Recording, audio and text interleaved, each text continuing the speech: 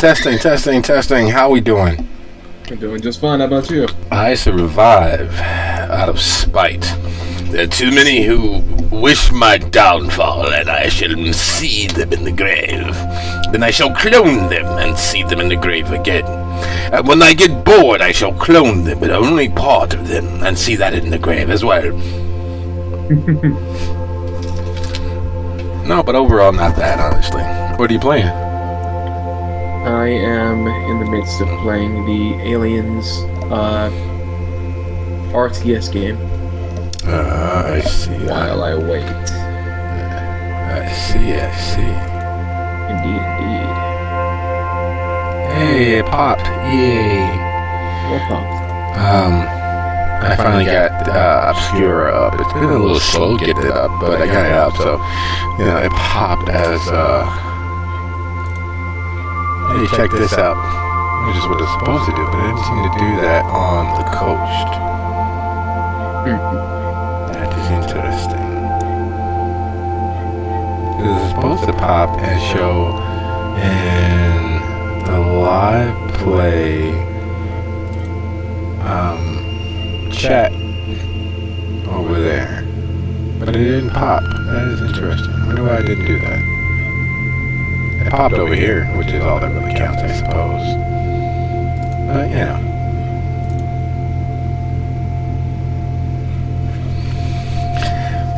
Alright. Yeah, I noticed that the bot is a little fucky, I'll say that much. Like, most of the time, if I'm paying attention, I can catch it. But if I've gone for a month, because we do have a month in between these sessions, and I'm not looking at it, I can very well miss it. I need to kind of get myself in that muscle memory habit of just routinely checking to see whether or not it's going on this week. I know, Sensei can remember the exact date and yada yada, but I have a fucking stupid time paying attention to dates. Yes, time is a made-up construct by inferior beings. Yes. I don't know why I have Darth Plagueis the Wise in my head. Sidious. Don't know why, but he's there. And not even the actual Sidious, but the robot chicken Sidious.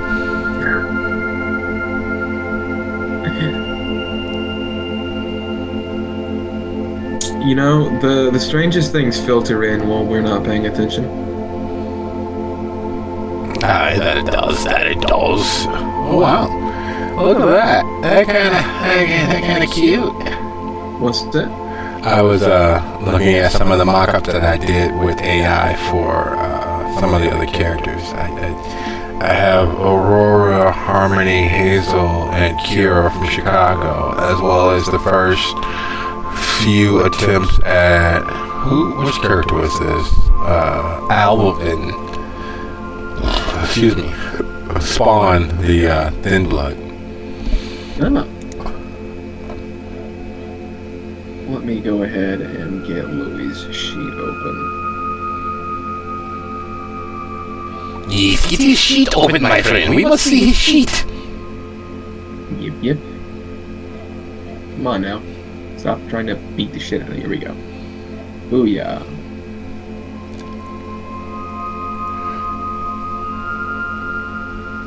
Oh, Lord Almighty. I have a strange feeling that we're missing a few people. We are. It is 13 after, but, you know, most people drag their feet, and then Muzan said he'd be along in about 15, so, you know. Okay. Yeah, people like to show up fashionably late. I never really got that what the fuck is fashionably late?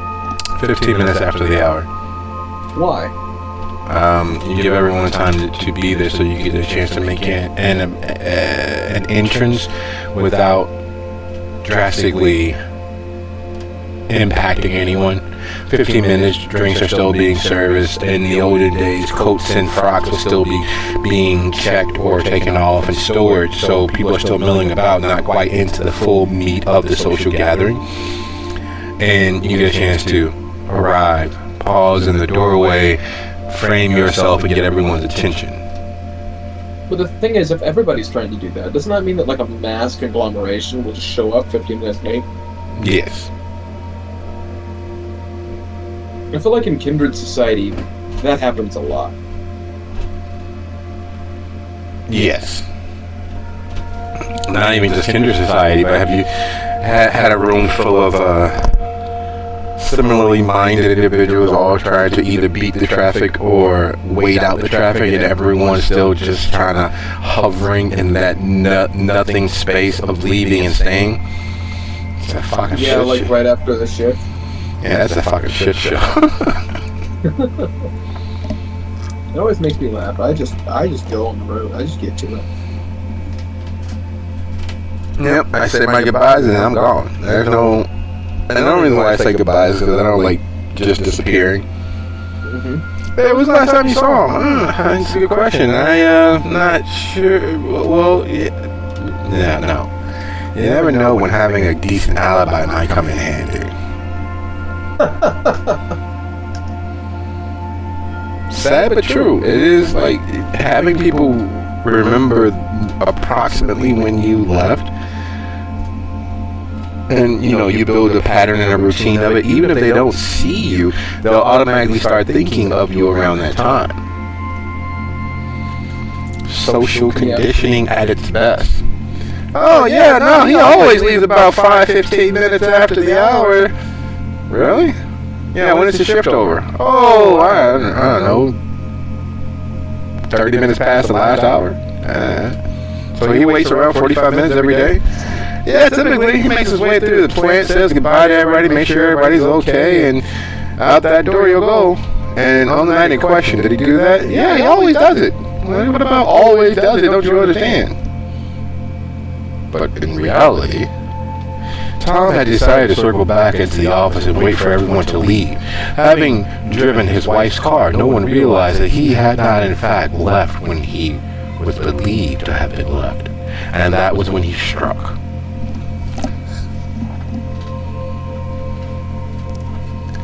Yeah.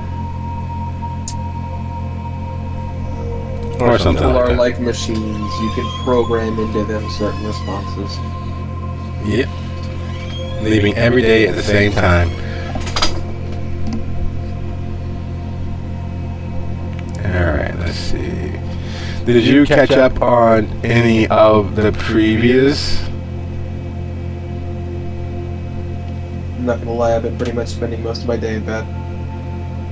That is good, but no rotting away. We can't let you do that. Suffice to say, I was getting into better spirits, and then that happened, and everything was fun and fine. But of course, crazy people are gonna crazy.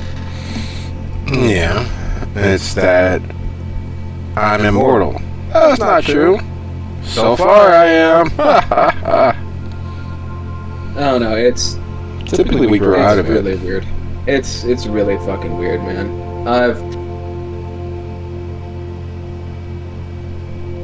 I don't know.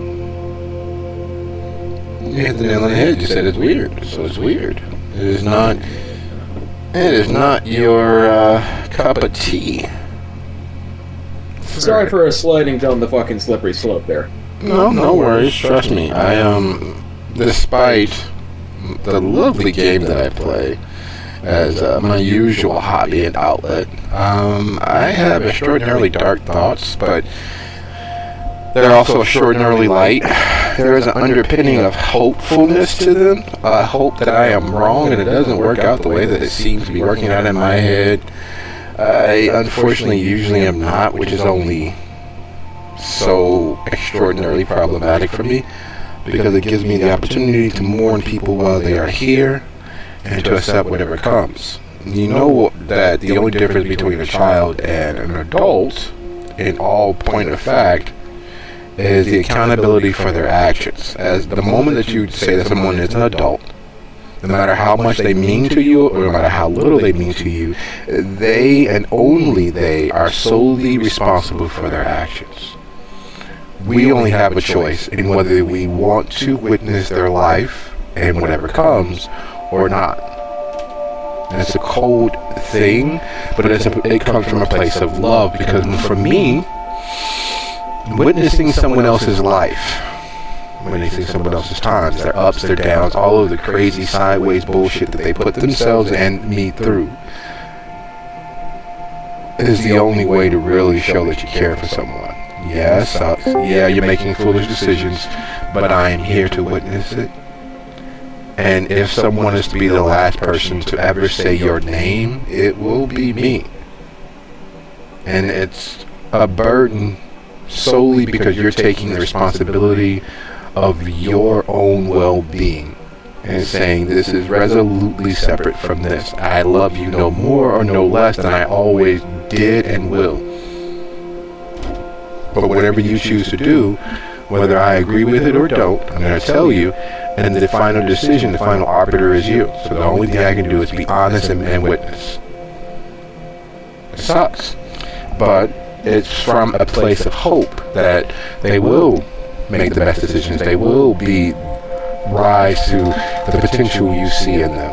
But there's also the understanding that they may not. There's nothing that doesn't hurt eventually. Nothing hurts forever, but there's nothing that doesn't hurt, and relationships are one of those things that hurt far more often than we would like to.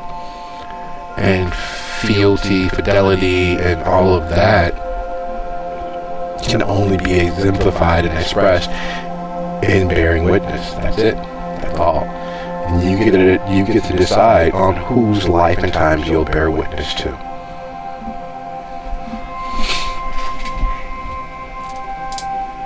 But you know, we'll see how things go, man. We'll see how things go. Welcome, D. How we doing?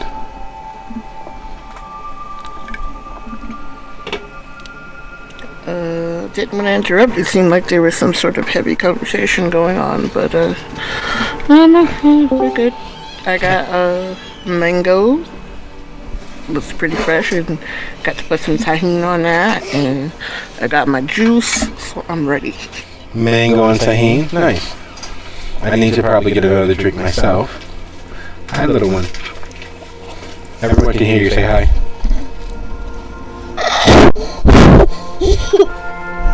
This is the got you back. Oh, I see. Where did you get the stink? I just ran. Okay.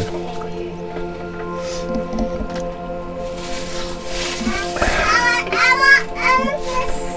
want You want what? Where are you going to eat it at? Okay. You're going to eat in the bed or in your tent? Okay. Alright, grab your things and head up to bed, baby.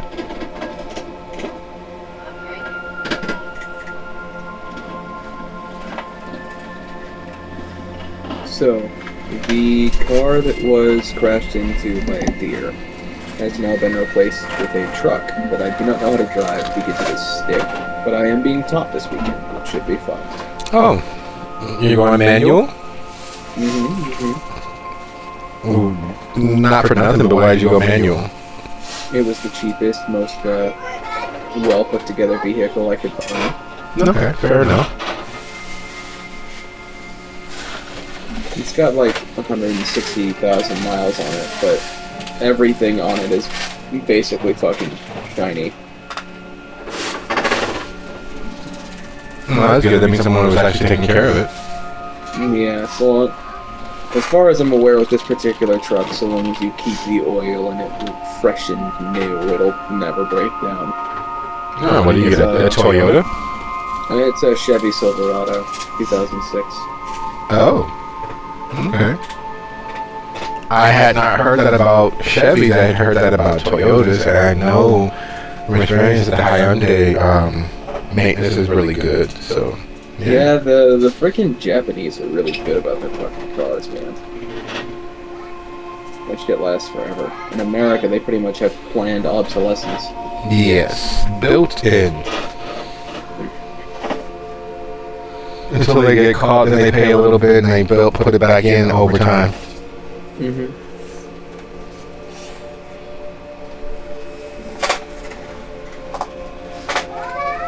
Just as a forewarning to YouTube, Dia Muzan, I do apologize if I'm a little bit downsy this particular episode.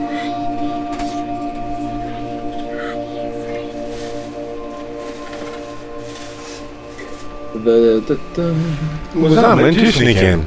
And welcome, by the way. Indeed, welcome. Sorry, I forgot to turn off obfuscate. These things happen. That's fine. We grow accustomed to such things. So, quick, fast, and in less of a hurry than it might seem. Does anyone remember where we last were? Did anyone peruse, listen to, encapsulate the last episode? I surely hope that one of you two knows where you guys left off, because I was not here. I don't know if I was here for the last episode, because I think I had to... Either that or I had... Oh, I had to leave early, that's right. We missed two of us for the last episode? No, I think I had to leave early, if I remember correctly. But No, we for did the a bunch... last episode of Dalton, you weren't there at all. It was literally just me and Gina. Alright, then Theo, That was it. We'll leave off.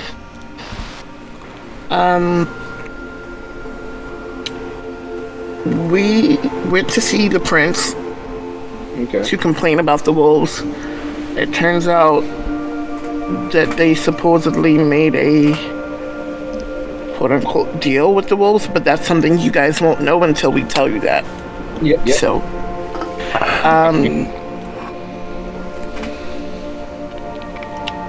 they paid us for the kindred that were lost in the wolf attack. I ran into homegirl that runs the shelter, Nicole. Naomi. Naomi. I messed them up.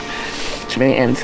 Naomi, and she was surprised to see me, and she was like saying that she thought that Dia would have given up her position already now that there's a stronger toreador in the city, meaning Silk, and then we got invited to Silk's soft opening of her little place she's opening just outside of the border, so she can't say she's direct competition with us, but she's still direct competition with us.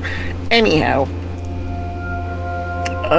so she gave us one type of invitation via courier, but when we were there with the whole check and getting that sorted out, he got us invited to the the fancier opening that the prince was going to, and we got 3 invitations because Dia definitely wants to bring Muzan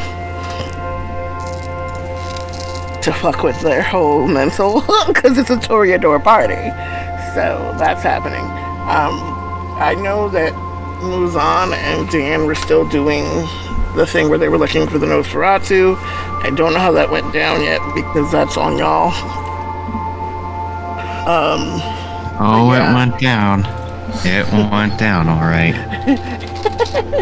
So basically, what it was is me and Sheena went back to the Pescateers to get ready for this secondary party or this party thing, and try to see if we could get Muzan to come back before we went to the party, because it was the same night as everything was happening. I see.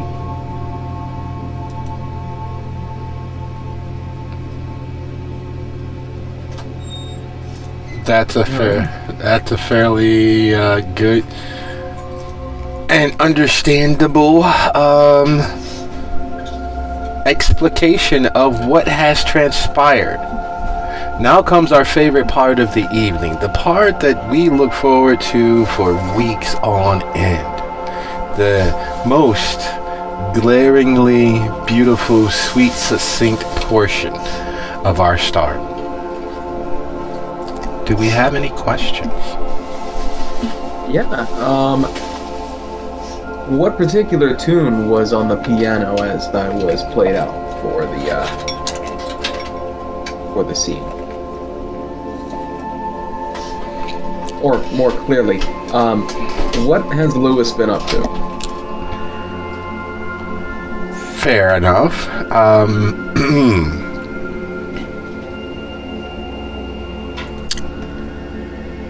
In truth, as a kindred, let alone a man who is always looking for the best opportunity possible and viable, there's a lot of change happening in and around the southern contiguous suburbs of Chicago. There are a huge amount of opportunities. And for someone so avariciously aware and cognizant as to those opportunities, you tell me. There's a new prince. There's a new ivory tower being built below the red line. And therein lies the real problem. Most people don't realize that the line that separates Chicago from everywhere else going south is in fact a red line on all of the actual kindred maps. And yes, there are kindred who still actually use atlases and maps to get around instead of GPS and Google and Waze and what have you. There are actual kindred maps that are used. And for those in the know, the red line that is drawn across the map at 79th Street is always drawn in either blood or the brightest, reddest Sharpie possible. Because while officially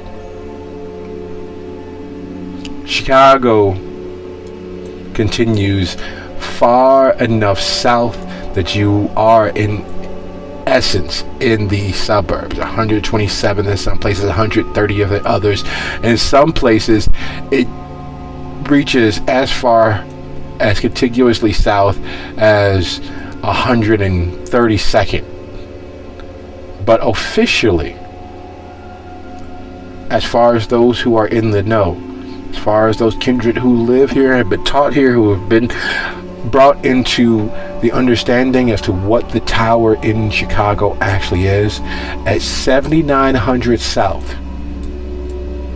and at the point where you reach 43 going west, you are officially outside of the purview of Chicago.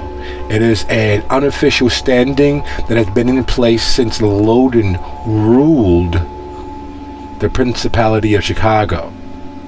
The tower, the Camarilla, understands Chicago being Chicago, all of its contiguous borders being part of what the tower actually is. But the locals, the anarchs, the autarchists, the towerites understand that outside of that area, it is no man's land. It is you live and die based on your own idiot choices. It's the reason why the praxis of Loudon lasted as long as it did, because he understood there's only so much space that can actually be controlled. Now here's the dilemma with Prince Albu declaring and joining officially the tower, there is another capital city. Because while, yeah, it's a small spit of nothing in the middle of nowhere, purposely and drive over, fly over, escape out of by any means necessary territory, it still is a suburb of the capital city of the tower in the contiguous United States. So yeah, it's a small fish, but it's a small fish on the biggest, brightest stage known to kindred kind. And if he is able to set down roots and actually make the borders last, to not fall, to not give way to the chaos out here in the suburbs, he has officially entered into the history books of kindred kind.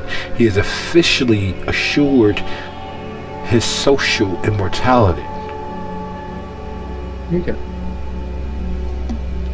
With that understanding, then I believe during Lewis's time away from the main body of this story, he would have been in the birthplace of every revolution known to man, in the truest mixing pot of cultures that the ground level kindred know.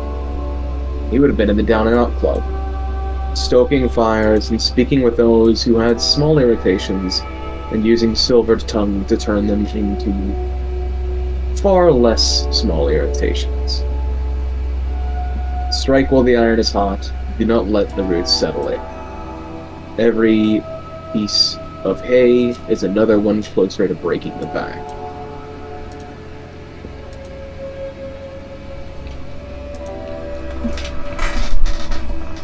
Making connections and building a network out of a network of networks, information and favors and all manner of things taking place. Excellent. Good deal.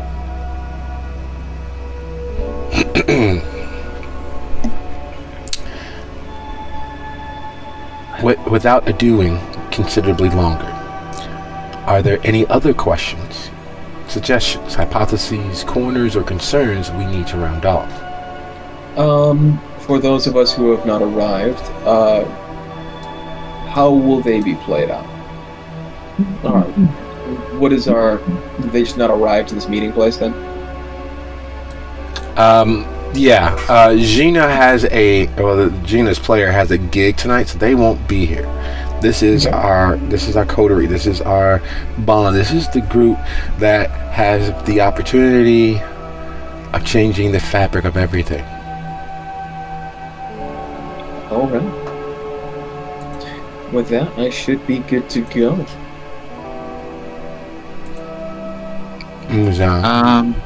Regarding the outcome of what happened with Muzan, just two questions. Number one, apart from those that made it out, was everyone else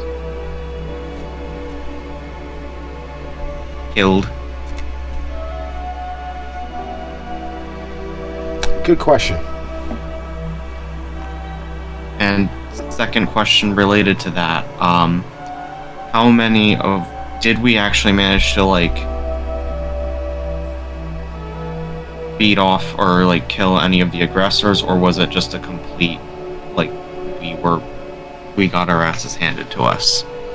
So I'm trying to figure out, number one, is it worth going back at any point, and number two, if we have any stragglers that we need to worry about, and if so, how many?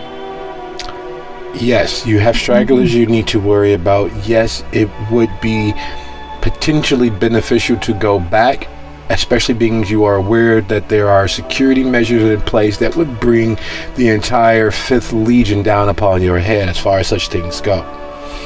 There is a combat readiness and wariness that Muzan wears like a badge of honor. There is the hundreds of years of experience in combat, in full animalistic release, frenzied combat. He is the victor of more battles than most kindred have ever actually had the opportunity and pain of facing.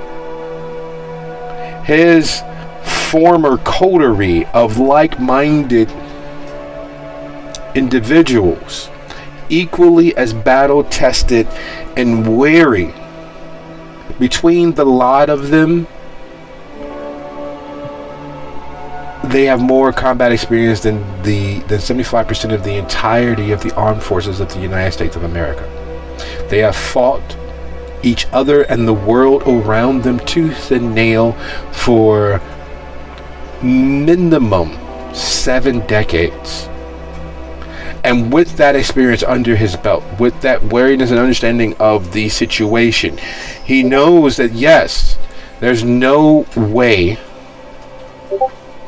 that those kindred resting there in absentia, torpid against time, unless outright actively destroyed, would have been destroyed in the conflagration of things that were happening. The problem is there are more mouths to feed than there was blood available. There was more physical might and persons there than he had the ability alone to bring into today.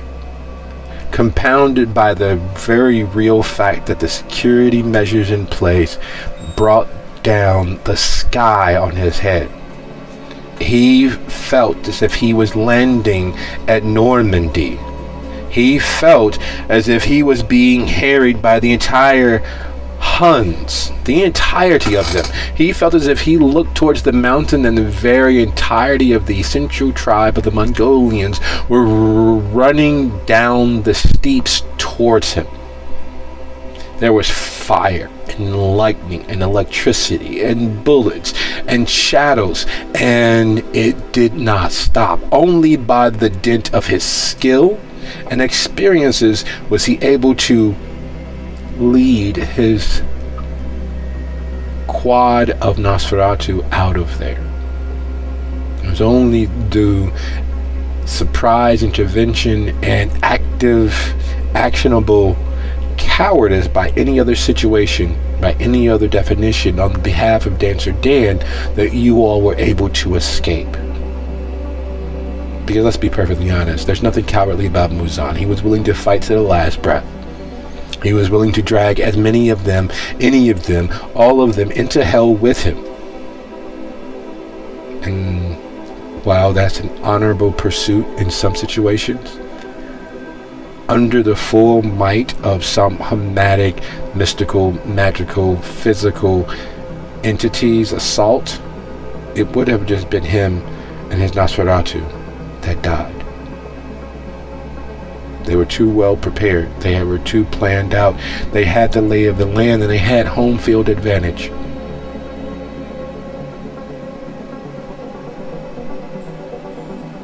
But otherwise, he had it in the bag.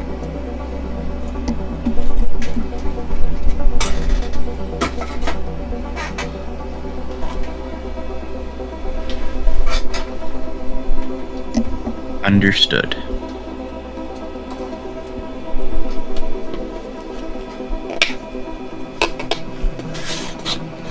Dia, any questions, suggestions, hypotheses?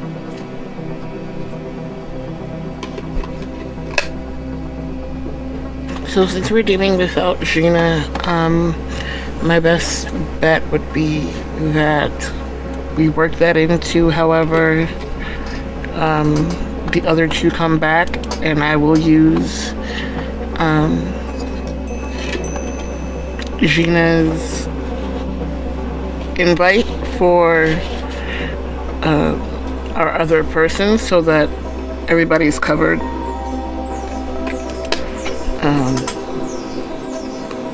Hopefully with me not making it back, because like I said, I heard what all happened, but in character she doesn't know that. So once that whole situation is sorted, I will use the third invite that would have been Gina's. to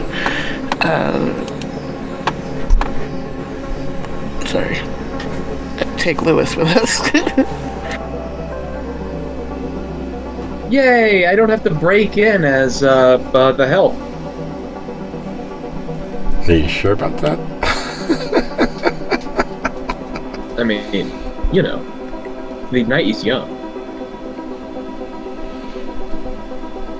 Well, every night's young to Muzan. Every being is young to Muzan at this point.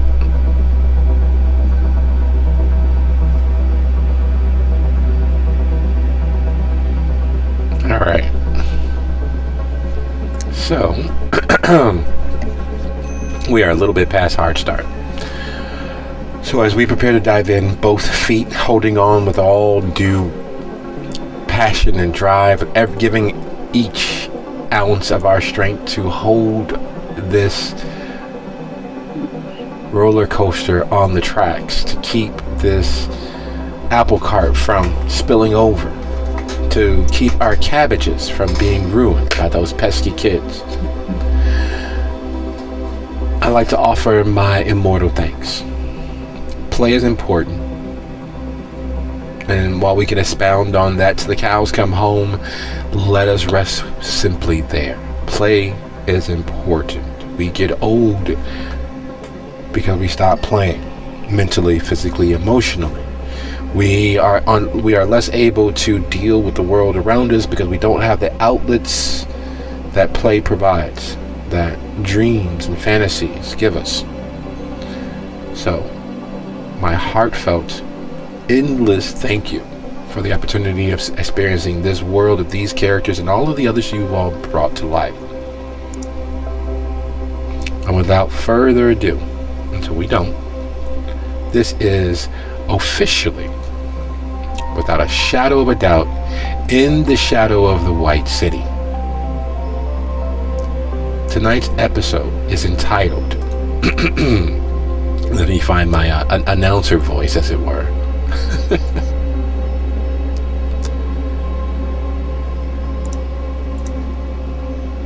Acknowledging universal truths. The lifetime of this coterie, all of its various iterations, all of the many issues, all of the many sharp, bright, shining successes that they've received, the moments that they've overcome, and those that have changed them each individually on fundamental levels, has gotten us here. This is season 8. They have been doing this in one shape, fashion, or form, stretching back time immemorial for these characters, for these instances. Lost coterie members, lost hopes, won victories, won allies, lost trust. It has been a hell of a ride getting here. And where here is exactly, it is a cool, as always, suburban night. The stars are out just bright enough to remind all of the citizens, both living and dead, that there are more things in the heavens than in all of their wild wanderings. The street lights giving off just enough illumination to make the shadows seem deeper and darker, to be filled with all sorts of wonderful, wondrous horrors. In recent events of the city, there is a slightly elevated police presence. In recent events of the city, there is a slightly more active kindred presence. In recent events of the city, the night holds its own screams just outside of audible. The sirens, the sounds of movement and activity sweep over us, and a gentle breeze causes the trash and all of those others to go blowing gently by as the car pulls in to the parking lot of the Pisketeers. Gina instructing in her inimitable way. Got the call, must go. And she tosses her invitation onto the passenger seat and she moves towards her bike. Now, you've seen her move with purpose, and this is very much that brooking no response, but giving no one time to deal with anything save her backside disappearing into the night.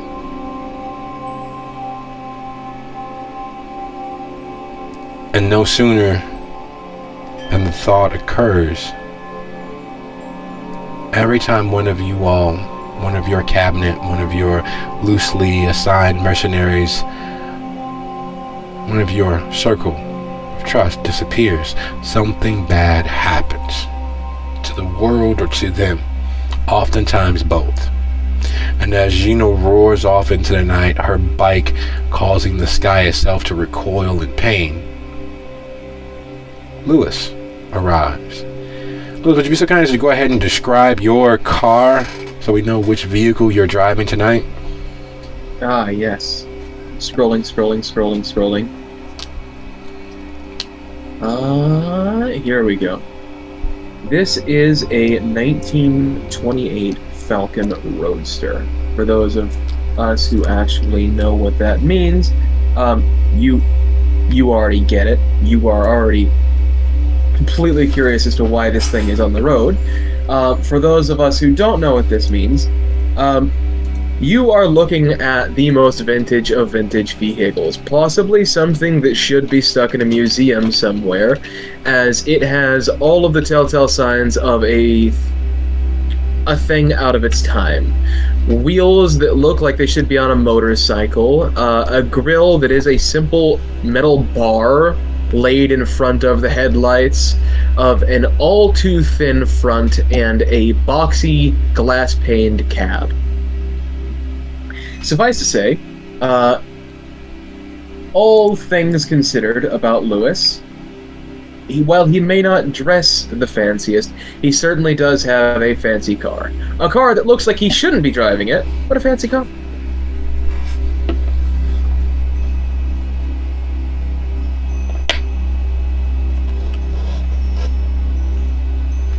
As that is also the only vehicle he owns.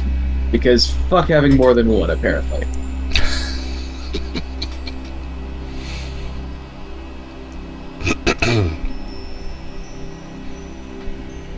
Gia pauses and looks and kind of head to...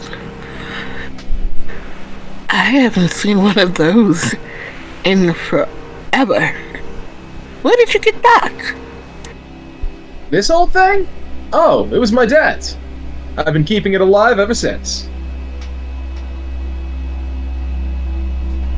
Handsome, they don't make them like this anymore. And she actually walks around it and kind of like looks at the little bits and bobs, because literally she has not seen one since they stopped making them. As he just kind of pops open the door and looks out as she's walking around the side of it.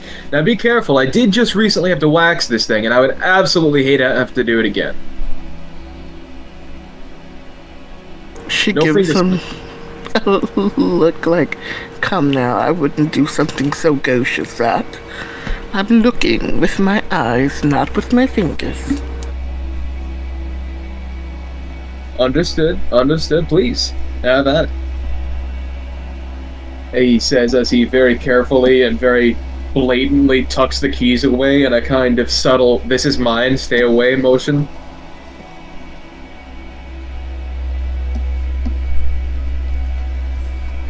So, looks around. The murder monkey is not here.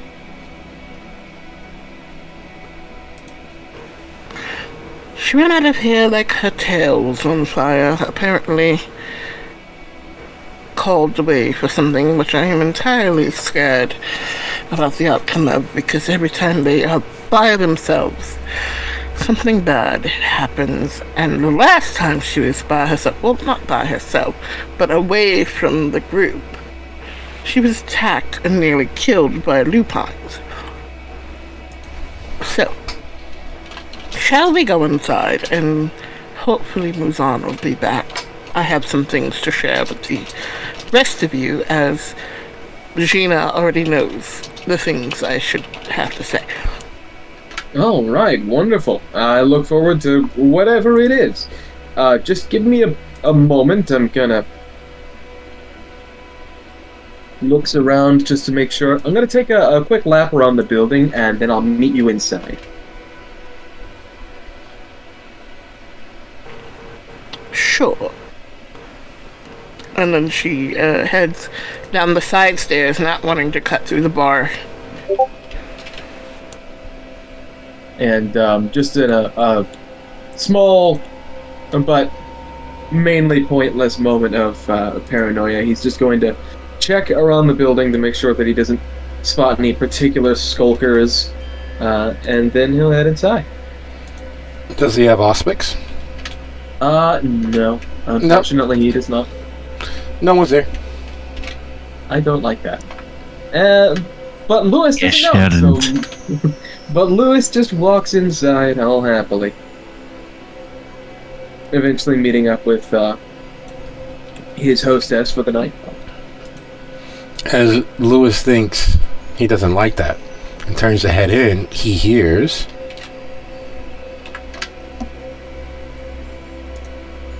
Good evening. Holy shit! What is that? The murder monkey. They have more than one? No, wait a second. Oh, okay. I know that she can't go invisible, and she also... I think that she can't go invisible, and she also doesn't sound like you. This is Muzan? Is this Mr. Muzan? Yes, what other murder monkey is there? I thought I thought Miss... I can't remember her name. You thought she was the murder monkey? Yeah, I thought she was the murder You are clearly the youngest one here, then. Certainly the newest to the group dynamic. So, where's Thea? She is inside. There's apparently some information that needs to be relayed between the three of us. Or just to you and me. Gina already knows what Muzan looks back to the rest of the Nosferatu that are here. The 6 of us, you mean? There are 6 of you? There are some things that you shouldn't do. Everyone knows you don't go whistling past a graveyard. You don't spit into the wind. You don't tuck the mask off the Oolong Ranger. And you never reveal that you are easily startled to Nosferatu. Pranks, being what they normally are always at someone else's expense. The moment you says there's 6 of you, 5 other ghouls and gas appear out of thin air, looking hungrily for that lovely fear response that you gave their leader. Fuck! No! I'll see you inside! He just shuts the door.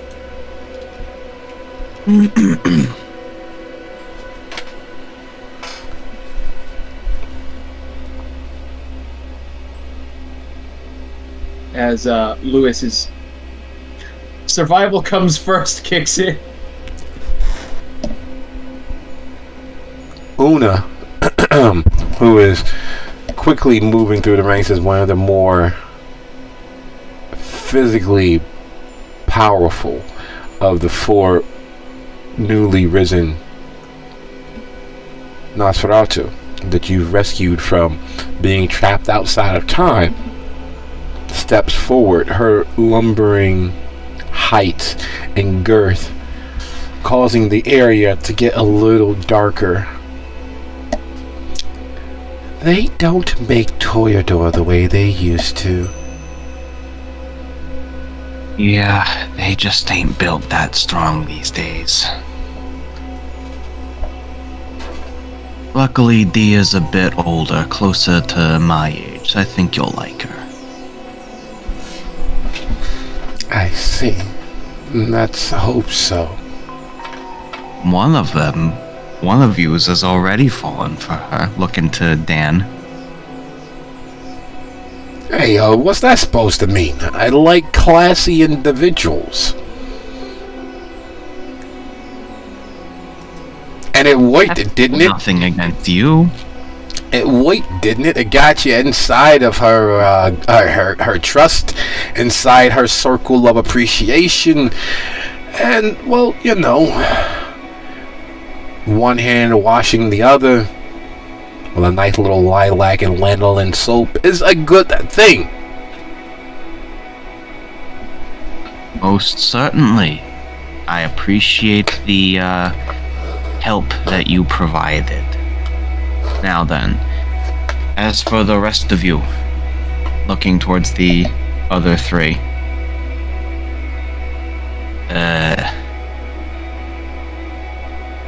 you three just try not to make that bad of an impression. Why? You can take her, can't you? This, of course, coming from Kiara Malley.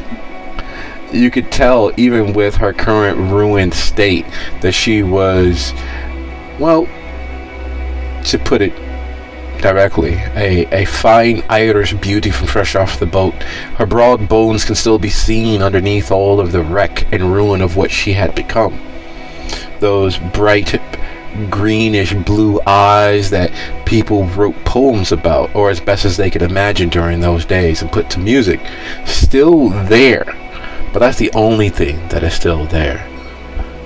Her skin having become almost completely and totally translucent, so that you see the mucus deposits underneath the skin, the fatty deposits of her cheeks and her chin, the little small spaces above her brows where there's just a thin sliver of fat to add to various looks and raising of brow and what have you, layered over the muscle that connects to the skeletal system underneath, run through with all of the dead and unused now vein work that was there. And you can tell that she was quite ruddy and had good blood flow, good circulation during her day, because the veins that you are able to see through her nearly translucent skin crawl and slink all over the full mass of her face. You can even see not the residue, the little pinkish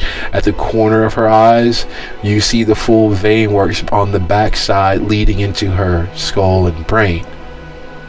Her musculature visible when she twists and turns, and if she extends a hand, you see all of the fine lined muscles and vein work of her system, of her skeleton.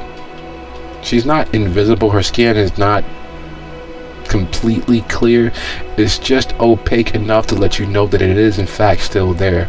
But otherwise, you think that she'd been flayed, and one of those scientific dummies that help you find and track all of the musculatures and vein work of a corpse.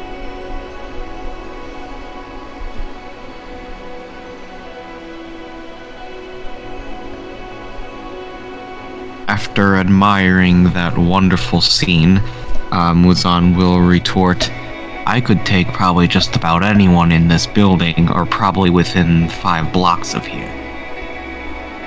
But contrary to how I may have introduced myself when I pulled you all out of perdition, I don't like to murder every single human being or kindred that I come across.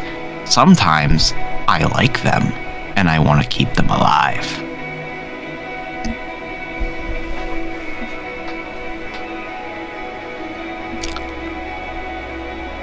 If I may, says Will, if you'd like to keep them alive, then you're telling us to keep our hands to ourselves.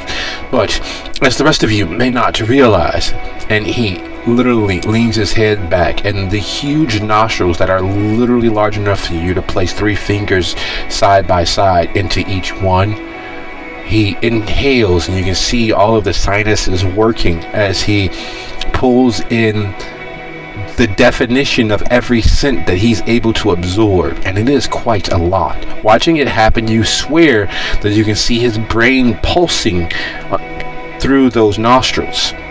You shouldn't be able to do that, but that's what you immediately feel like you're looking at. This place is clearly a purveyor of sex and blood. You may not understand this, but in our current condition, it would be most difficult to be on anything but our most worst behavior. I can't speak for the other ladies here, but I can assure you that if I enter into a place such as that I will drink my fill eventually.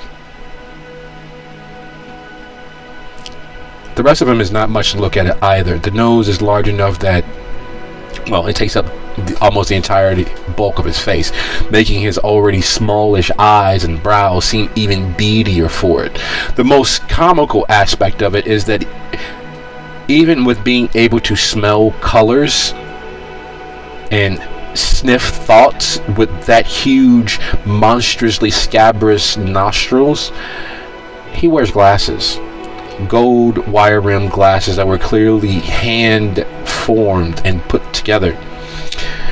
His brow stretches all the way into his hair on his head. Every portion of him that is not some leprous, scabrous, cancerous-looking bit of overly ripe pink flesh is covered in hair, thick and dark enough that it seems as if they are electric wires.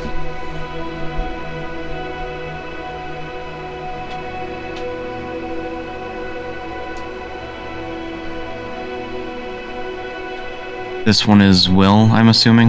Yes. Well, Will, I'm sure you will, and you'll enjoy it. But I hope you're ready to pay. 'Cause I might get free lunch here, 'cause I'm buddies with Thea. But you aren't. So you'll have to pay up for anything you drink. And if you break it, you buy it. Yes, quite. I believe that perhaps I might need to excuse myself to familiarize myself with the present day. After all, I would not wish to make a poor representation of my Lord and Savior. By your leave, my liege. That's more like it. Now you, anything you got to say? And Muzan looks to the last one. Shanae's entire being is dark. Her skin is a pale gray that looks as if it is mostly carved out of stone. The entire whites of her eyes, the entire pupils are a blue so dark that it looks black. Her teeth mirroring such the same effect. Her long, luxuriously auburn hair, the only part of her that shows any semblance of color. Everything else, fingernails, teeth, eyes, tongue even, has a dark bluish tint to it. She simply shrugs, looks from Dan to you, to the others.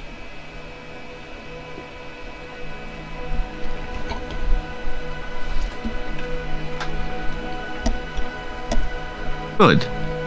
Now, speaking of when y'all were put away, what year was it do you last remember? 1825. God damn, that long? Yes. What about the rest of you? Well, the others, Shanae just shrugs, looking as if, does it matter? What year was it? I don't remember. It was not now.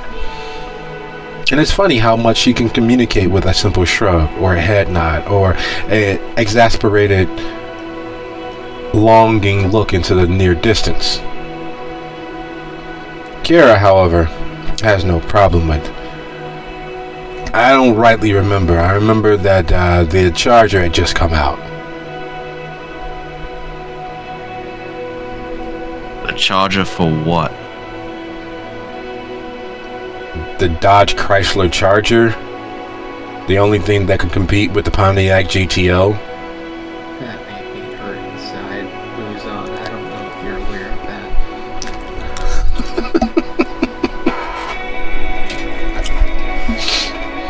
Yeah, so it's been a while for you all then. The current year is the year of our Lord. Year of our Lord. It's 2023. So you do the math, figure out how long it's been, and realize how much has probably changed in all that time. And when I say a lot has changed, I mean a lot has changed, even for the kindred of Dalton. Well, I'm sure that Jennifer will be able to bring us up to speed fairly quickly, if I might. If you are, in fact, our Primogen, our senator, then we should be able to hunt, of course, under your word. But why not? And he looks at the building. I'm not sure that spending time with Don Von Evan would actually assist us. He's a known pervert. Yeah, so I have been told in the past that I am a bit too blunt when I give information, so I'm gonna leave all those explanations of why we're not doing what we normally do to Dia, because she's better at giving bad news gently. Now, all of you, follow me. And Muzan will start to head towards where Dia usually is. And while that is happening, inside, having led the way inside while Lewis took a walk around the building, reminding you of a distantly beheld toreador from years upon years ago. You were visiting the city on behalf of Nicole, and there was a gathering, a small salon being held at that stupid Ventru's club, the Succubus. Like, the name would ever catch on, but lo and behold, you all met at the Succubus, and many of you all purposely called it the Succubus Club because you knew it drove the owner absolutely batty. He lost every semblance of decorum when someone would call the Succubus Club. He even, at one point, you remember him dangling Stryker over the railing, threatening to drop him if he did not in fact call the club properly. The Succubus. And while the fall wouldn't kill any kindred worth their salt, it would ruin his hair, potentially cave in his skull, and there would be all sorts of messes to explain. But all the same, you were at the Succubus, and the salon was being held, and there was some strange African toreador from New York who was visiting. They were visiting with that Gangriador, that James Myers, you forget, but he was friends and associates with most of the others that spent their time in the city. And the African toreador, in his presence, was constantly checking exits, looking over balconies, staring longingly off into the bright flickering lights that were being strewn up around the club. And while everyone engaged in polite conversation, he was striking a pose from a distance and making sure that he was easily seen and framed by just the right light. That's what it reminded you of, that level of paranoid fixation on whatever danced beneath their eyes.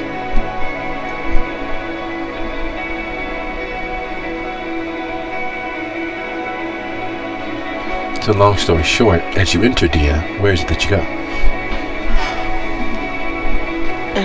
First is to check on the matron, such as she is, and then she is going to park herself in their mirror room.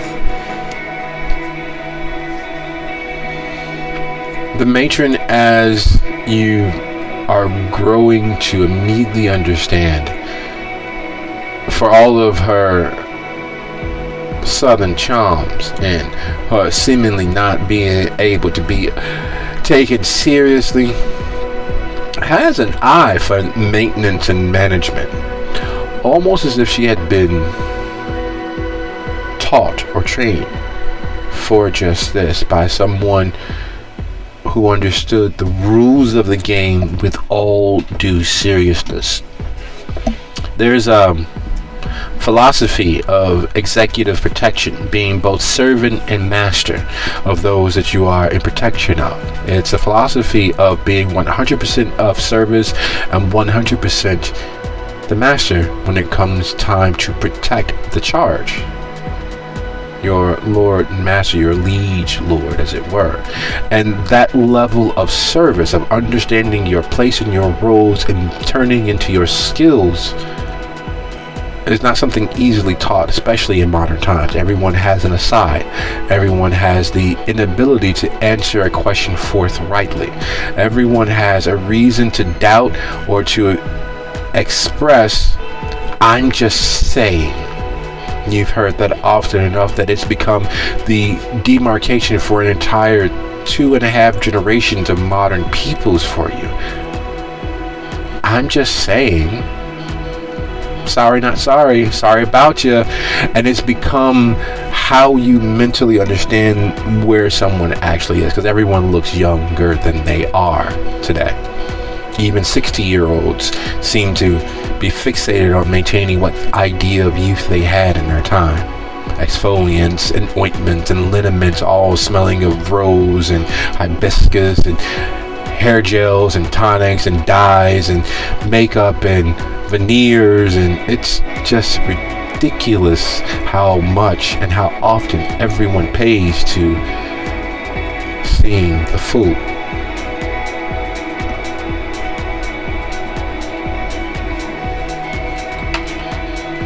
But the matron understands her role in things, and even as you're entering a little early for the Pisketeers to be in full swing, she has somehow, over the course of a few hours, arranged an impromptu party because there are 3 concerts currently at play within close range, and she's managed to get hype men and women to steer their all too wealthy and dumb individuals towards the Pisketeers. She's managed to drum up additional business while she is slowly inspecting those who arrive to see who will have future access, seeing who will be able to be made to disappear, seeing who might be of any benefit to the club itself.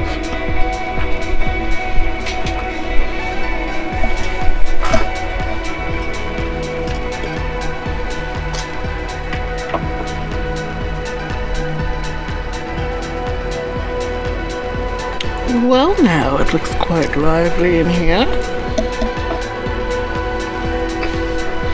Well, you know, ain't nothing but a chicken wing, and nothing to do it to it but to do it. So I've taken the liberty to reach out to several individuals who are part of the party circuit locally. I understand you're trying to meet a Mr.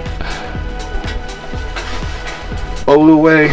I couldn't help but overhear the stiff-backed gentleman who had arrived previously.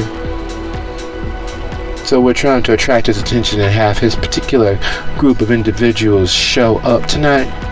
Hopefully that will be to your liking.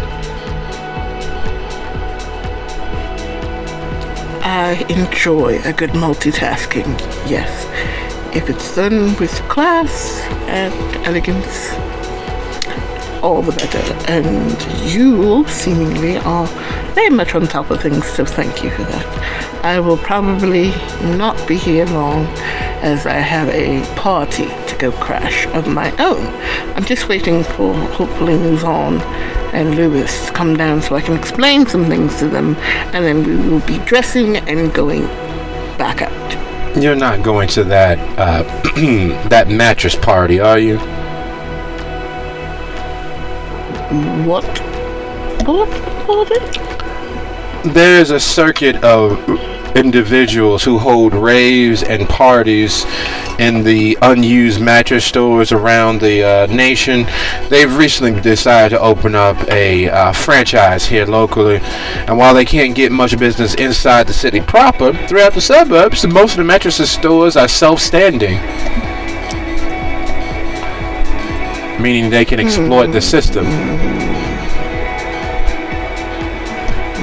No, I don't believe there will be mattresses at this party, and that's quite a strange draw for a party. Though, it gives me an idea, and I'll come back to that later. But no, this is a rival, as it were.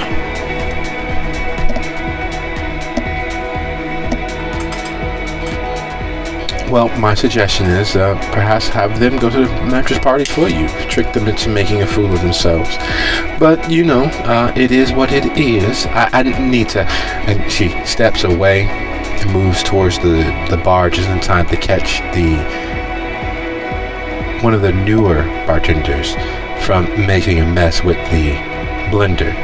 They're mixing up frozen hurricanes, save they're using a little touch of the special reserve, and that is not something you should be putting in a hurricane. We use well or worse for such things.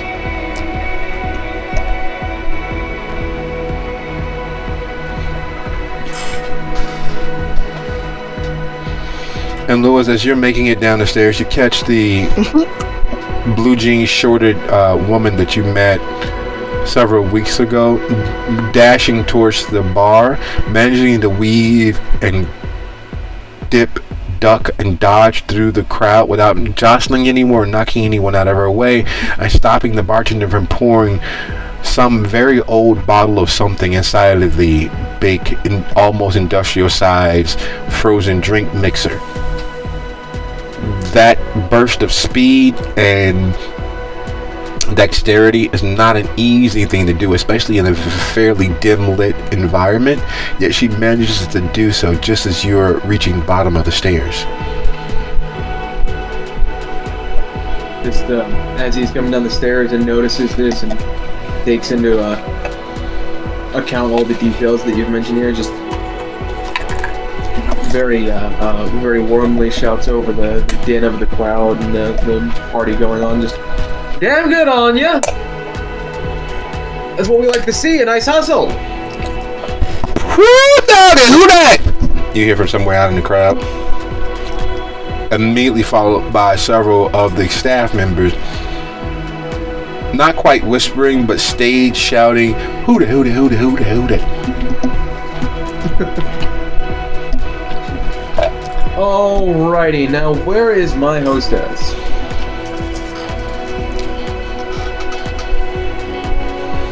Dear, it is impossible to not take a small moment, like, what the fuck was that?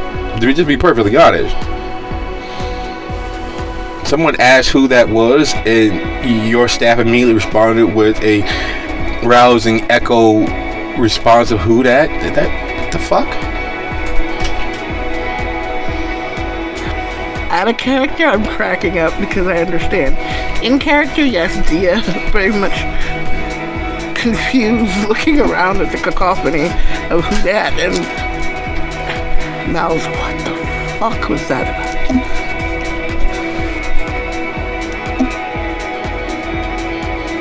Just around this time up. She's easily findable, yeah? Yes. Okay. They'll just kind of walk up and see the visible confusion on her. You're normally supposed to shout "Who dat" back. Who dat?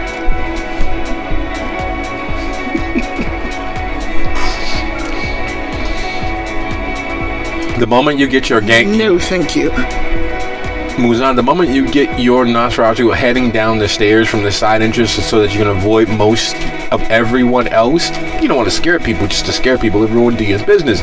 The moment you're halfway down, you're sure your footsteps can't be heard, but you hear everyone downstairs asking who you are.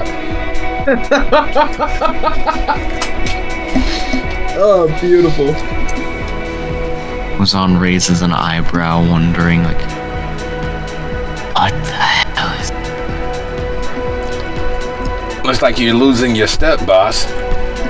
They know.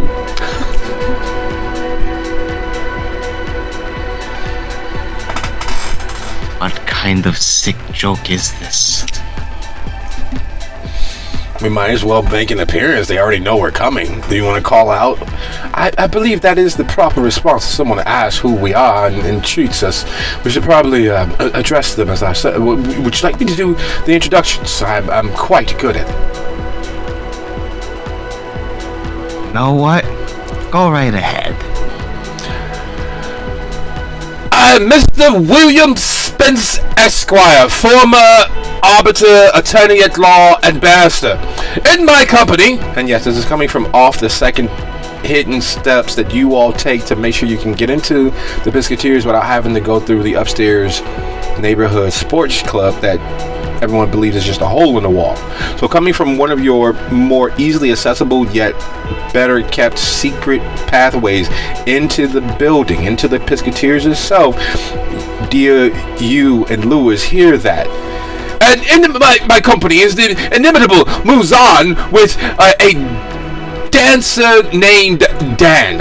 With us is, of course, Kiara Malley, formerly of Vermont, and Shanae Nathaniel, formerly of Oregon. I believe, what village was that you were part of, madam?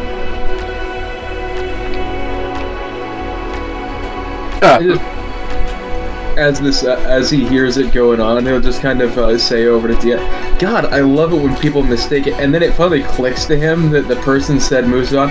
Oh shit, you need to go stop him.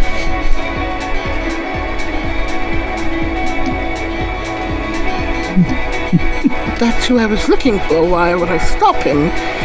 But then I don't know who he's with. There's a bunch of very friendly-looking fellows coming with Muzan. You know, a real family resemblance. And they are apparently deciding to make themselves very well known up there on the barristers. And as he's speaking, even with the club music going, people are starting to stare toward the hidden stairwell, what they thought was just an alcove. There's someone there. What the fuck? Shall we? She speed walks towards the steps. Just as she's going off that direction to wrangle Muzan and company, just as a moment of distraction, closer towards the bar, Lewis will just shout out, "Next round's on me!" Oh. That being the case, would you be so kind as go ahead and roll your charisma persuasion standard DC? If you fail, of course, there'll still be people who take advantage of that offer. But if you fail, yeah, you know what I want, and they start moving towards the stairwell. People have grown accustomed to having folk point left and then tap them on the right shoulder. People are accustomed to being led astray, especially in a situation like this. This is how superstars, musicians, actors, entertainers are able to sneak in and out of places with distractions. And the crowd that you all currently have are those leeches of fame. By being in the same proximity, they take some solace that they are worth more than they believe. Okay, that is going to be 4 successes after a rouse and a willpower. It doesn't sound like a herd of buffaloes. Because after all, buffaloes and their herds are on the plains and on the prairies. It sounds like an army of tap dancers trying to speak to each other in 7 different languages at once, all through the power of tap.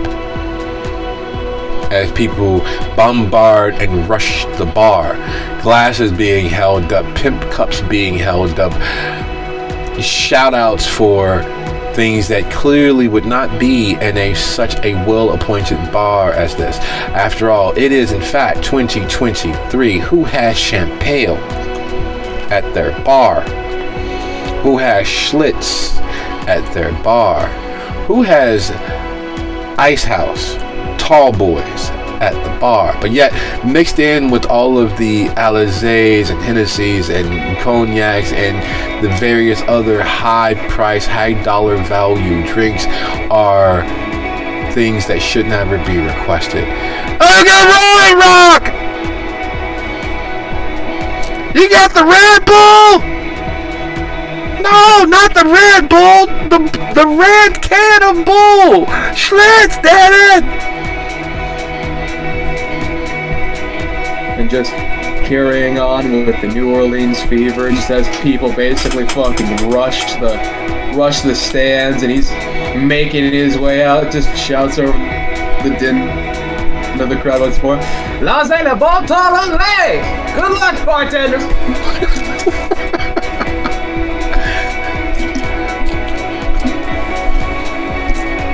Let the good times roll indeed. And while that's happening, having speed walk toward the stairwell,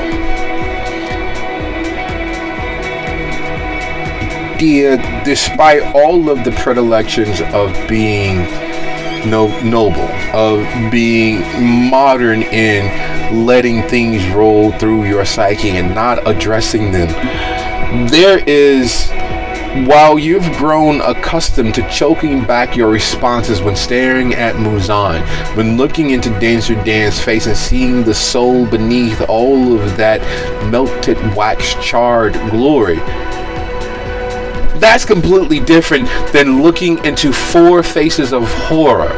There is a woman that clearly is alien. There's no way. That is living proof that the gray men exist, that there are aliens amongst us. There's a woman large enough to be the entire defensive line of most major professional football organizations. There's a gentleman whose nose is so large you're not sure that he actually has a head. And what is there for his head looks like a grim remix modernization of Cousin It. There's nothing but hair and thick, almost electric wires, hairs all over his body.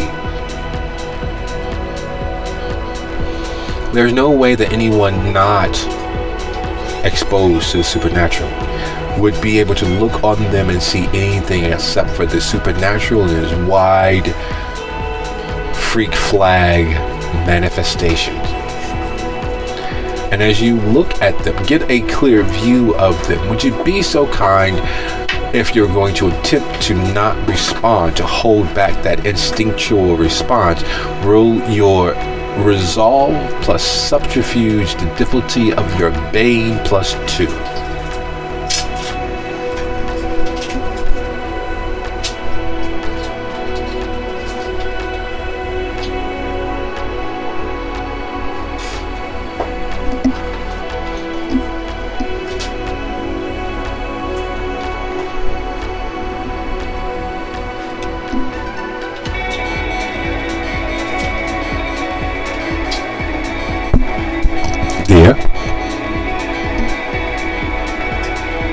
Sorry, I had to look it up, and it's 4 versus 4, basically.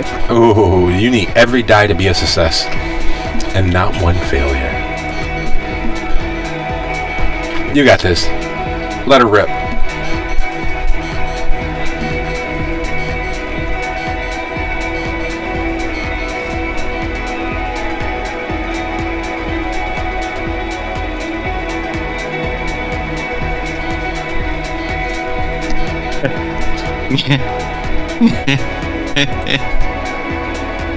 Oh my.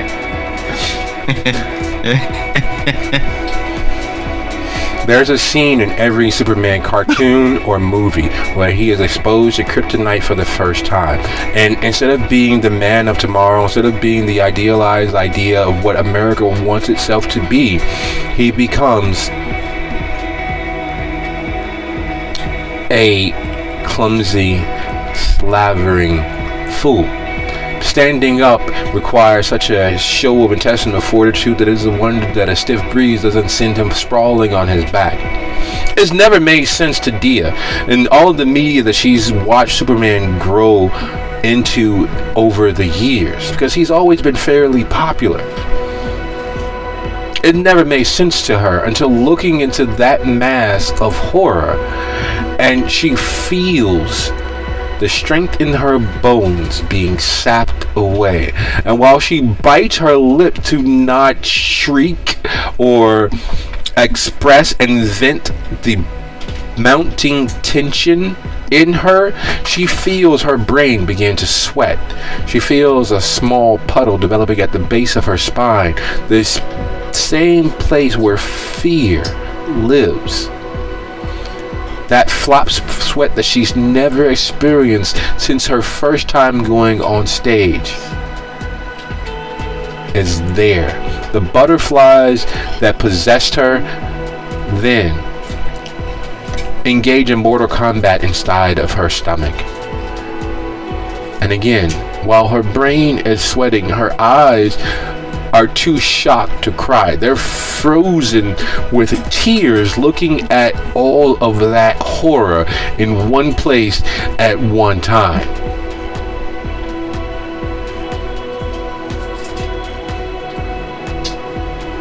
She's standing there and then outright just faints, drops like a stone to the floor. They really don't. And it's not even that delicate. No, she just stone to the floor. Bag of bricks.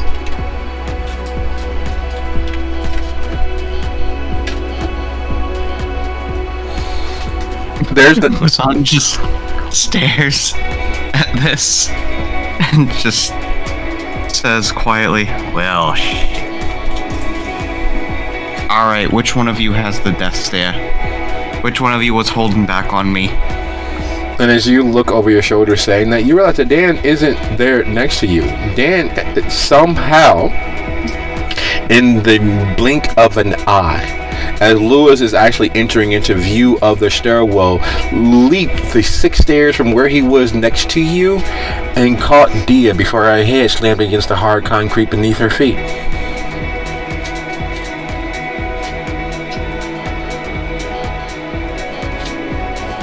Oh, good catch, Dan. Muzan just gives him a thumbs up. There's a often played out, it is not what it looks like moment in most fiction, in most media. Louis, as you shout out Boulay Von Roulet and step into the path of the stairwell, the Jew came down, the Dia came down, that these are obviously coming down, and look back after giving a merry toss-off and a big bright smile, look in time to see a blur of motion speeding towards Dia, and the burned one, the melty wax charred one, is holding her head above the concrete floor, preparing to sink fangs into all of that glorious long neck beauty that is Dia. Fun. Just,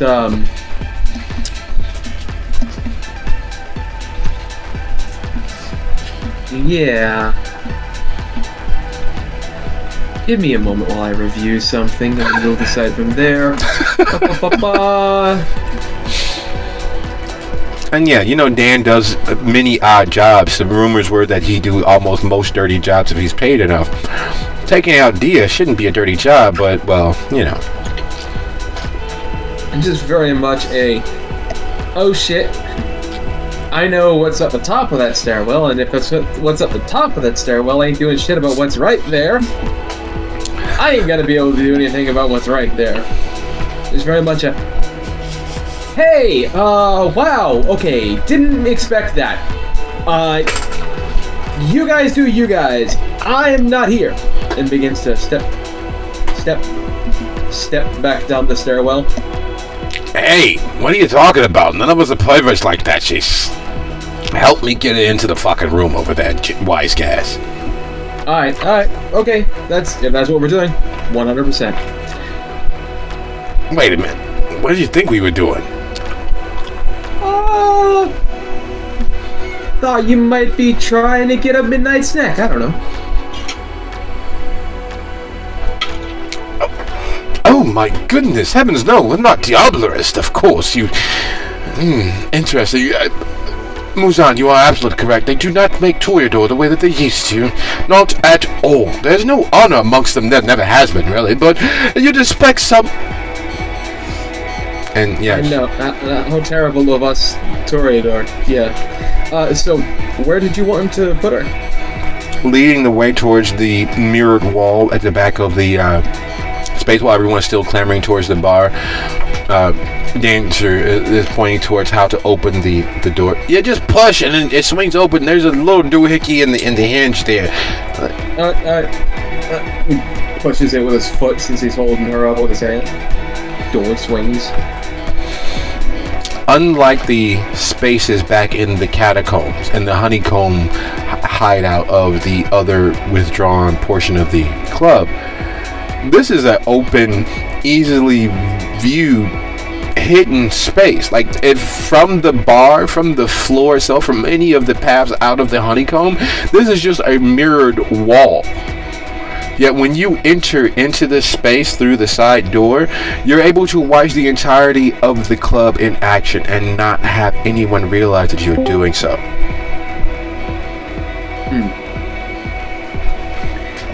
I assume over on the couch there? Yes. Okay. Helps her over, deposits her. Hey Musa, I think you might want to explain to whomever it was that was given the morning address that that's kind of not a good idea in a very public location. Muzan looks over to the one that gave the address. That was Will, right? Yes. Okay. And looks over to Will and says, okay, sure. What he said. But you did ask for me to introduce us. It is still standard practice for us to announce ourselves before entering a room, correct? Oh, yeah. I mean, that's kind of still like one of the laws of kindred society. Announce yourself before you see the lord of the manor, blah, blah, blah. But, maybe not so loudly next time. Addendum. Works for kindred. Don't do it for kind. Not a good idea. Why, heavens not. They are in a kindred establishment, aren't they? Nothing more than aperitifs? Paid, of course, which is the reason why I didn't bother to partake, but it's such a place as this, with such a history as this, aren't they merely appetizers? You know what? Actually, I just realized, Muzan, I apologize for potentially stepping on your toes. I will let you direct your people as you see fit. Great. Thanks. Will.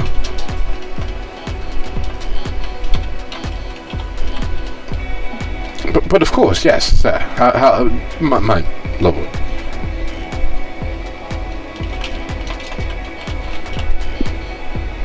Behave yourself, please. Now, seeing as how maybe all 6 of us at once might have been too much for Dia, I think maybe just one or two at a time introductions should be fine. That way she can take the all of our lovely visages in small bites.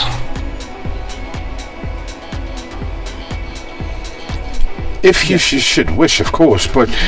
and he points toward the kind. If we're to take their measure into account, as we are, it might be a bit much for them as well.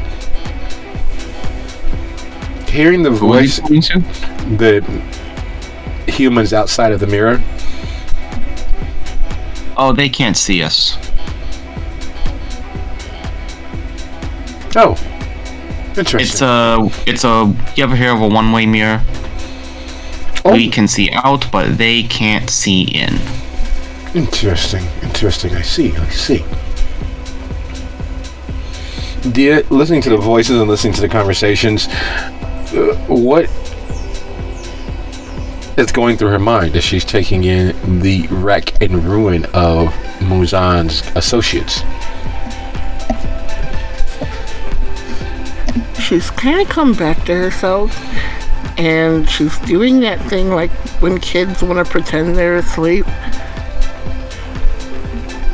but they're like really bad at it, so their like eyes are squinted and they're peeking under their eyelashes so they can see things but pretend like they're asleep. She's doing that. She's kind of watching this whole thing and listening, but she's got her eyes squinted so she can kind of look at everybody without freaking herself back out again. The first thing comes to mind is, yay, he succeeded. And then the second thought is, but I thought there were more of them. And then, I'm glad there aren't more of them. And how are we going to deal with this situation? And then I can't wait to let them loose in silks.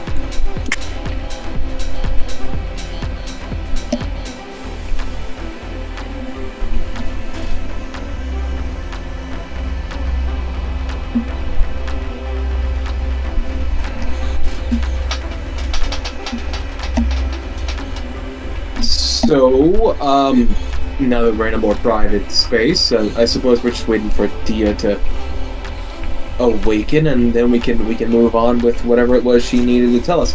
But, yeah, where did you pick your friends up at? Homewood. All right. Oh, you want me to be more specific? I pulled them out of water.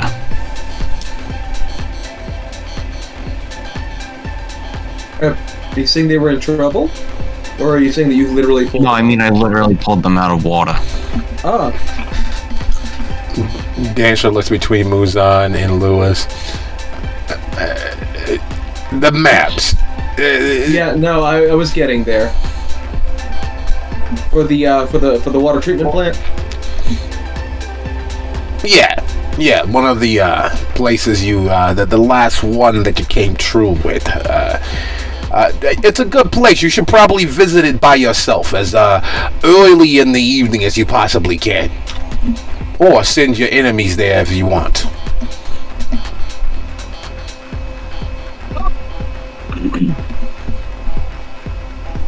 Okay. I'll keep that in mind. They've got a lovely customer service department. You might want to go and take notes, or send somebody you really don't want to like there to take notes for you. Remembers the police detective. I've got... Thanks for the heads up. I guess I won't be going there anytime soon. Yeah, their customer service is prompt. I see. Are we to be expecting any more to show up? Not tonight, but in the future, there's always a possibility. Just kind of looks over. Dia, does he notice you squinting and such?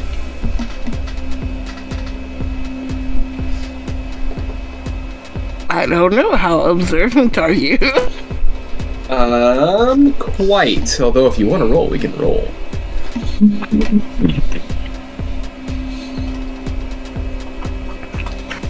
No, she's finally gonna kind of being dramatic, as one would, making a big show of it, but she's going to sit up and look at Muzan. Oh, it is you. You're back. Lovely. Yeah. Mm-hmm. It's a great thing to be undead, isn't it? Yes. Comes with all kinds of little bells and whistles. I'd love to say yes, of course, that is in fact the case, but I've only managed to survive a decade and a half as living before this befell me.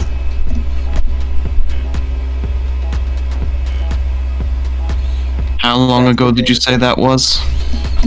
1885. Yeah, so if you were still alive, you would be dead by now. But since you're undead, you are still alive. Therefore, you are objectively better off being undead.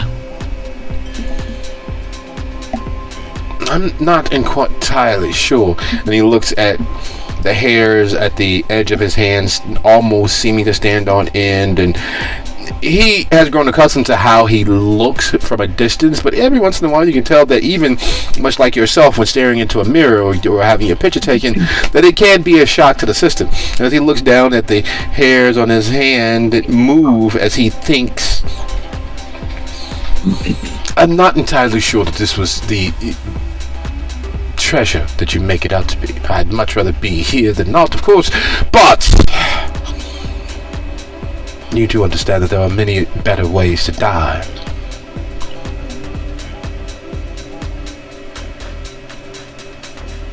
Yeah, I am actually with him on this. Why? I don't understand your particular slice of hell, but we all get one. Gee, you guys act like you can't just be put back there to begin with. Oh, woe is me. Dia, no. you okay? Dia,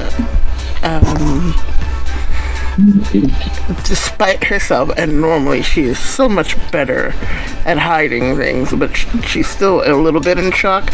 She's watching the hairs move as well, staring, getting near close and almost wanting to touch them to see what happens.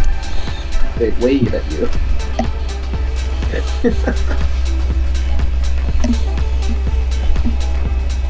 Dia? Madam. We shouldn't be that familiar with one another, madam. Hey. D. Spence said don't touch. Don't touch. Now, normally you don't mind a little gruffness from Muzan and occasionally from Dancer Dan, but the mountain of undead muscle that speaks is another matter entirely. You've never met them before. And it takes you a second to realize that there is a feminine form underneath all of that slabbed together flesh, and that the voice, while deep, has a little soprano to it.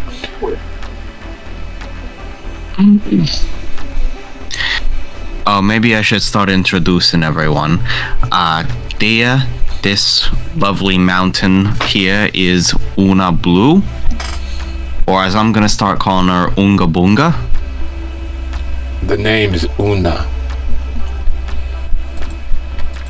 Yeah. Sounds similar enough. Now, this lovely fellow here with the schnoz is Will Spencer. Sir. I'm sorry, Will Spence. And he bows, his right hand going over his heart, his head leaning forward, and the hairs, those thick, fibrously long, dark hairs, smooth themselves against his head and against his arms and against his hands as he bows, as if they themselves are bowing as well. My pleasure, of course. And then the site here is Kiara Malley. Hello. And last but not least, we have our living statue, Shanae Nathaniel. She simply head nods. You are sure that that was not a thing where she came from, and that was not a standard greeting, how long ago she's been interred into torpor, yet she simply head nods, and as she does, you all get the impression of a middle octave contralto saying, "Sup."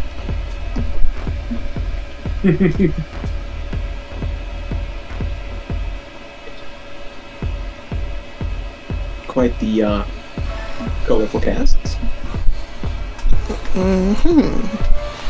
And I am formerly Senator,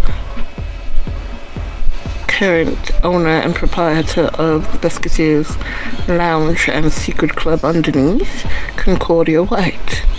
If I may be so bold, where is Don Von Evan? I understand this was formerly his establishment. Oh, you have been gone a while. It was formerly Messiah Nicole's, and now belongs to me upon Nicole's final death.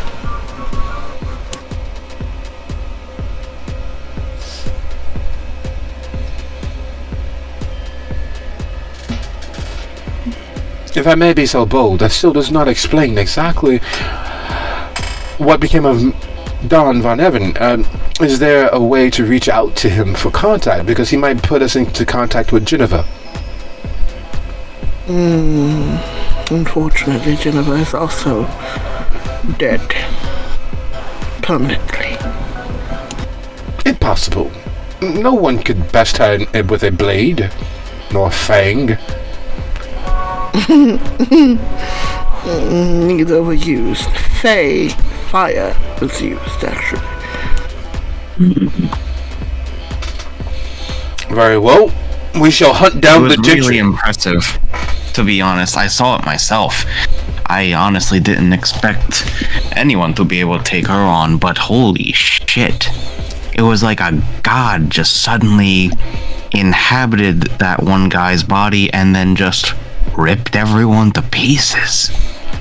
It was beautiful, but also kind of scary because, you know, I know how strong Jennifer was.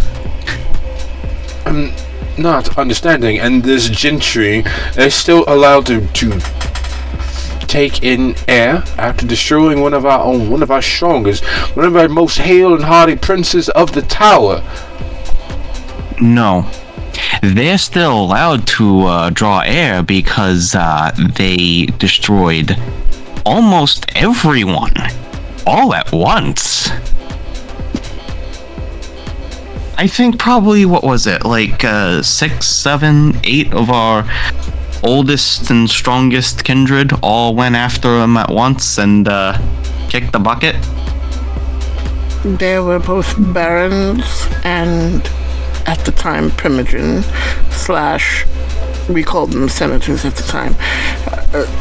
On both sides, we lost a total of nearing 10 or so, I believe. All fairly quickly in succession, attacking him and being summarily killed. Yes. Man, you should have seen it. Vitae was flying everywhere. I saw limbs splattering everywhere. Some bits got on the ceiling, some bits got in the furniture, some splashed on my face. It was crazy.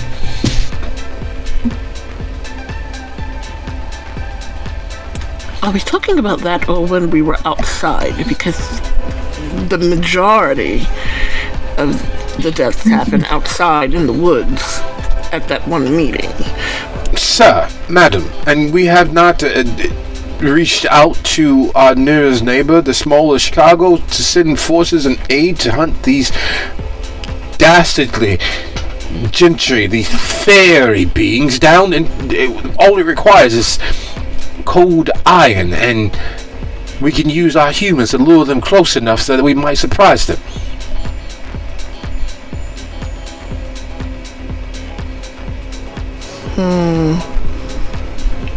I do it, actually. At the time, we were not aligned with Chicago, as it were, and we have only recently rejoined the tower.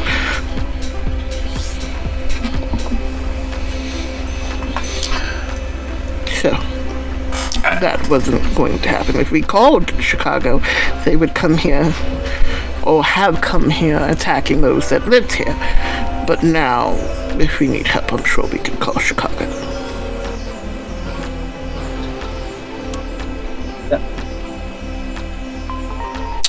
Certainly an optimistic way of looking at it.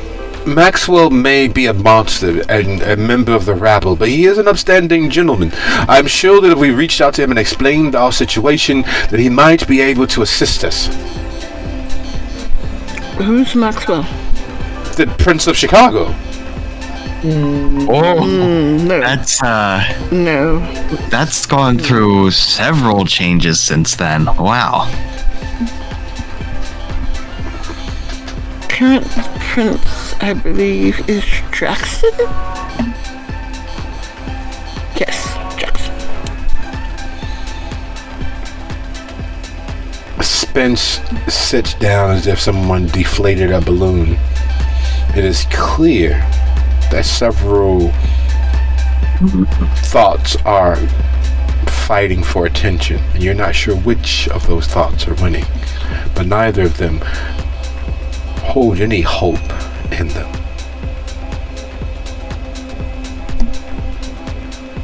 I'm just kind of gesturing to Muzan. Hey, take care of your boy. Alright. Muzan sits next to him and starts patting his back. There. A lot of shit's changed, but you know what? You're still kicking now. So you get to experience a whole new life. Or unlife, as it were. Dan sits on the other arm of the chair, patting his shoulder. Thoughts. Prayers. Thoughts. Prayers. There.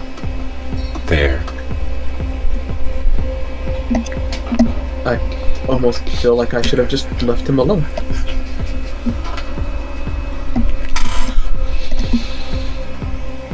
Alrighty then. So, Dia, does having some extra people in the room disrupt what information needs to be relayed?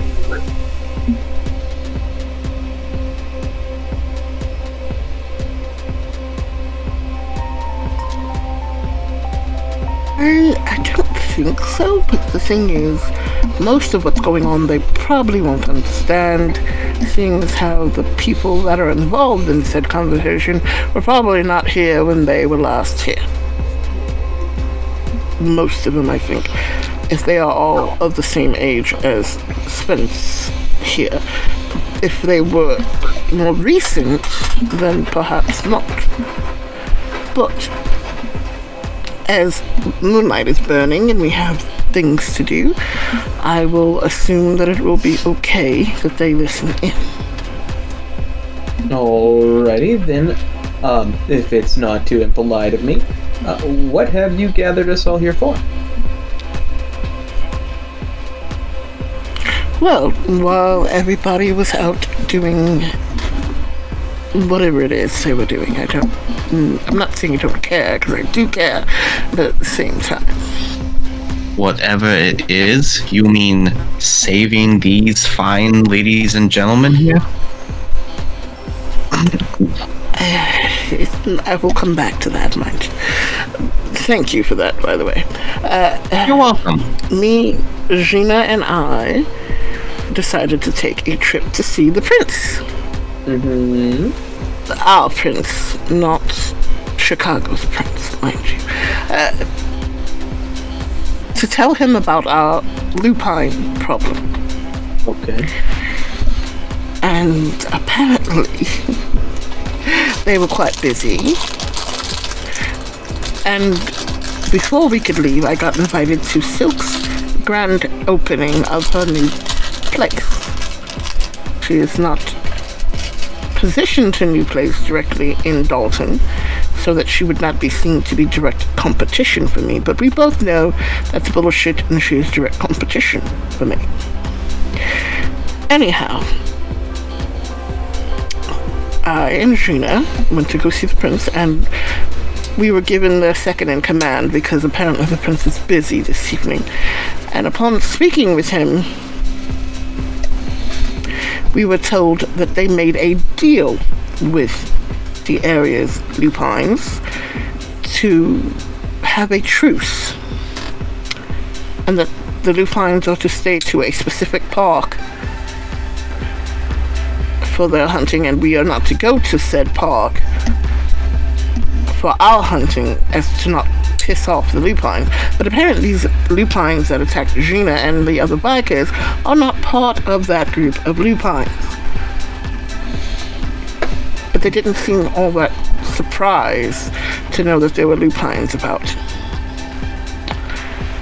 At the same time, instead of actually doing anything particular about the lupines or seeming to make any sort of plans about these things going on, they wrote us a check, or me more specifically, a check for the amount that these people would have spent at the bar to recompense me for lost business despite the loss of their lives. Gina was not happy about such things, but we still took the money anyway, and it also got us a boon with the prince.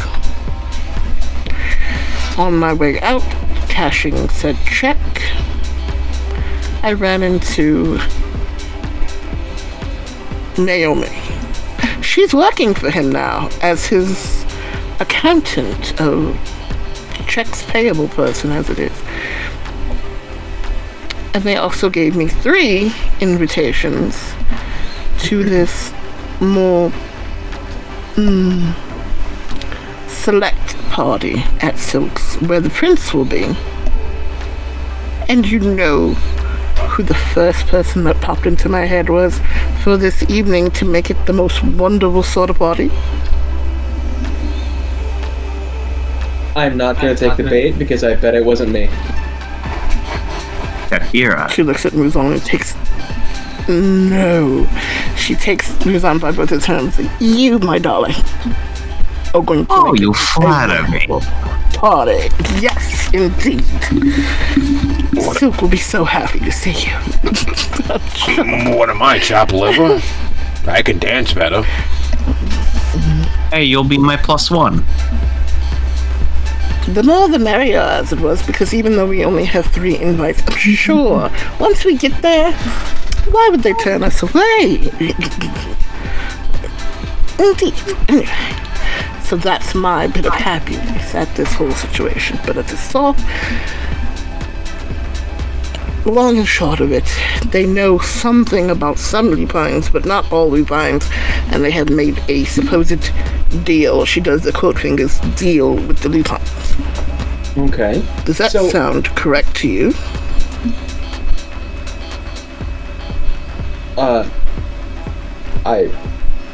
That's what you said, so yes, that sounds correct.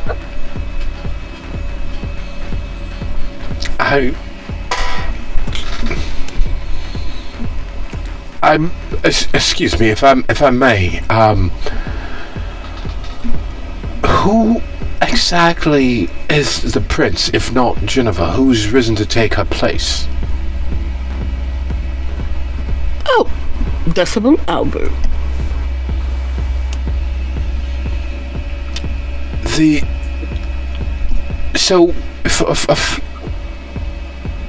The Dragon of St. Louis, Missouri is here as prince.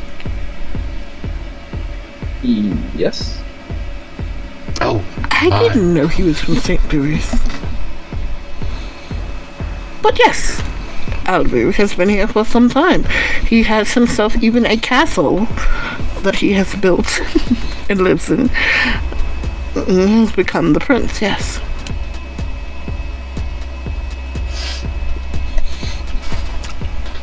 what a world this is. And it's the world that you got brought back into. Aren't you happy? And as he's speaking, as Spence is trying to right himself with what's happening and little bits that he remembered as being true, not being true, and as there is clearly a battle going on inside him still, though not as expressive as it once was a few seconds before. Dan is still sitting there on the left arm. There, thoughts and prayers. There. Thoughts and prayers. You see, wasn't I right? Isn't she so much better at giving this information gently? Una nods her head up and down vigorously, almost as if saying, "Fuck, it ain't right." The other two are clearly at a loss, but are unwilling to turn into that skid, much the way that Spence has. It is clear that the Nosferatu penchant for collecting other people's secrets and his information not being accurate is doing something to his self-esteem that hasn't been done since his death.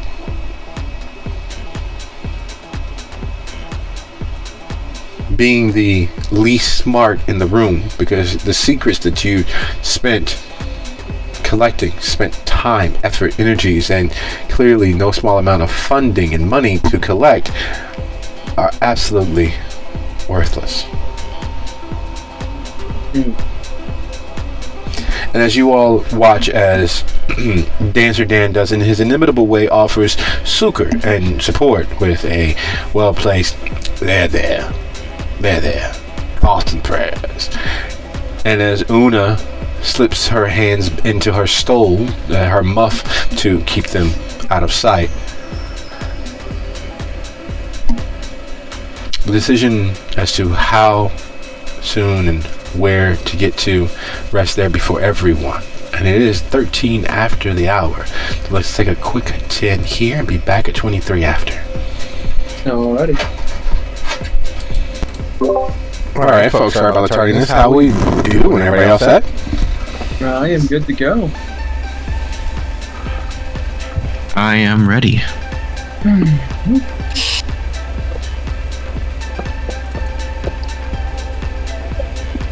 Dia. Yep, back. Alright, everybody's back. Alright. Good Stop deal. and taking over. Good deal. Because as you all come to your grips of wherever you are in that moment, the surreality of the present gently taps everyone on the shoulder, gently draws the attention of the gathered kindred to... There are several forces, as outlined by Dia's brief monologue to the group. There are several forces as outlined by Muzan's newly acquired and growing Nosferatu contingent. There are several realities present in Lewis's silence as to how many hands he's gladly greased, how many associates he's managed to touch. The future is happening all around the coterie. It is carefully and consistently assailing what they understand is now. There are 7 kindred gathered in this one room. 7 monstrously immortal beings with connections that stretch farther than any could easily put their fingers on in this one room. In this social center of hospitality for the denizens of Dalton, for the denizens of Cook and associated counties. And power is being amassed elsewhere.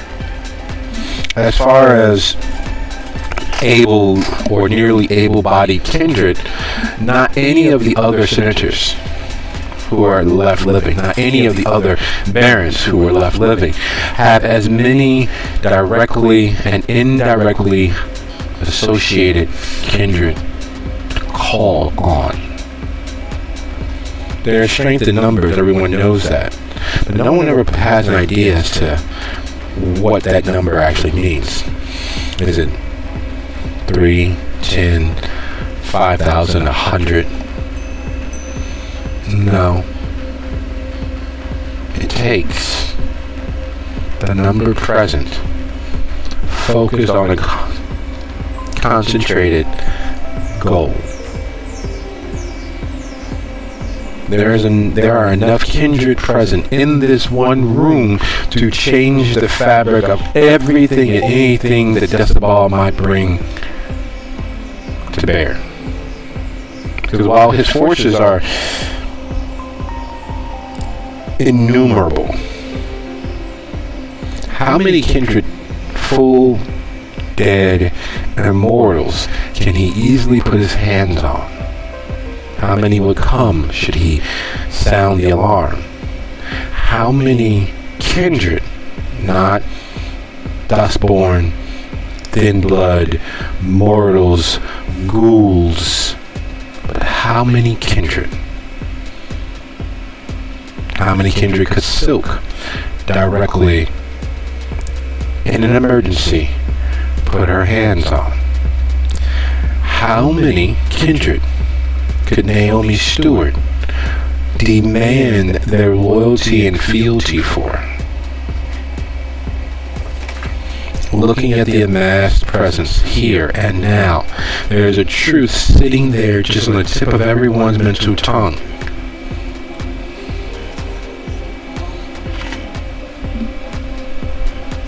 The question is, does anyone point out that the Emperor is wearing no clothes?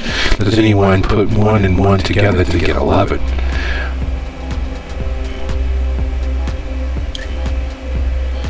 So, not to be the torchbearer here, but as far as I understood it, you're not necessarily happy with the current way of things, do you?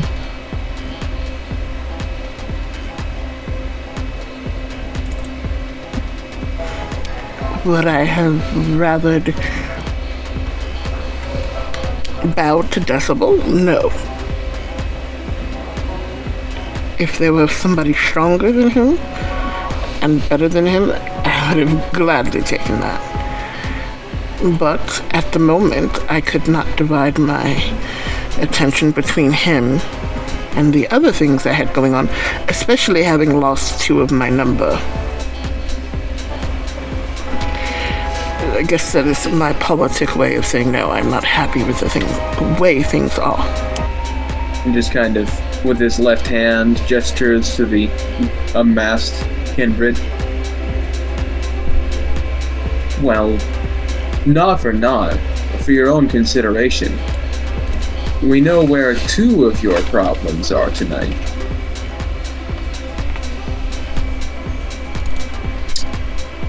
And should that be your course of action, I cannot say that there is a more efficient tool for the job.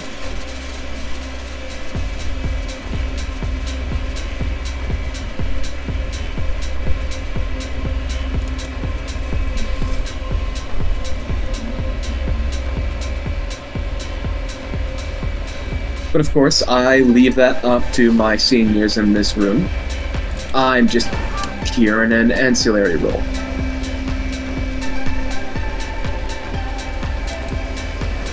Why, Lewis, are you saying we should bring the building down around them and get rid of 2 of my biggest problems all with one fell swoop? She looks towards Muzan with a smirk.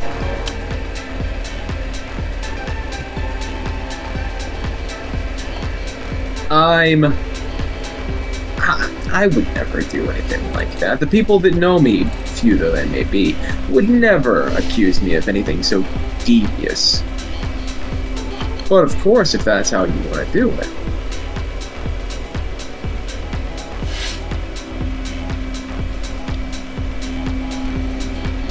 looks over to Muzan. Is that how we want to do it? A little murder never hurt anyone. Perfect. Well then, if we're to be setting this in motion, I can make a few calls and set up the stage for you.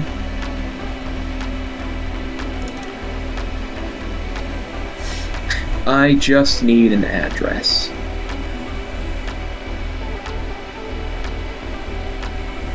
How convenient. I have an address.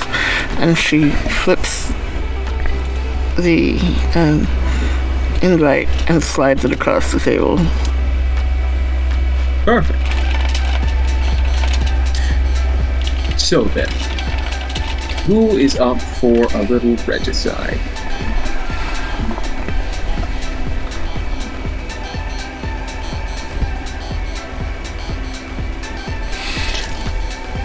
It wouldn't be as unnerving under almost any other circumstance. But the fact that several dead eyes roll and click in their sockets as the neck joints slightly audibly grind against themselves causes, when Lewis says, "Who's up for regicide?" and the other Nosferatu in the room look towards Muzan, that click of eyes in the socket and that grinding of skulls against the vertebrae causes the hairs on the back of the neck to stand on end for Lewis and Dia.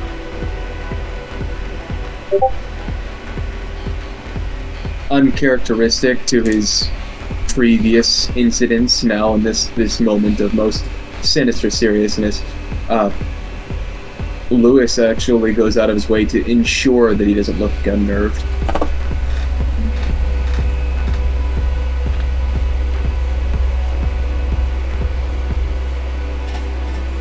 His gaze still fixed on Muzan, waiting for his response.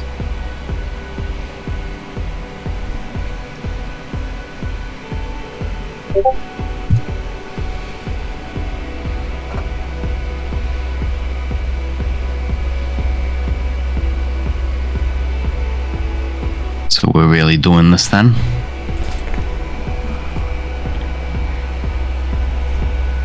That, sir, is up to the two of you.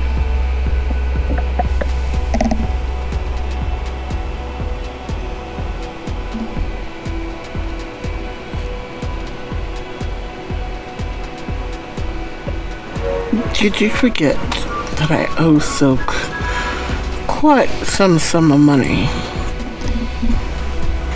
for all of this? And she decided that she would come into Dalton and push me out of the way. They all seem to think that I will just step back and let her take over, because she's more experienced than I, or older than me. I was here first. I was here and got shot at and nearly killed, I don't know how many times, for this plot of land, and I will not let her have it. If she's going to be a thorn in my side, well then, maybe it's time for a little weed killer.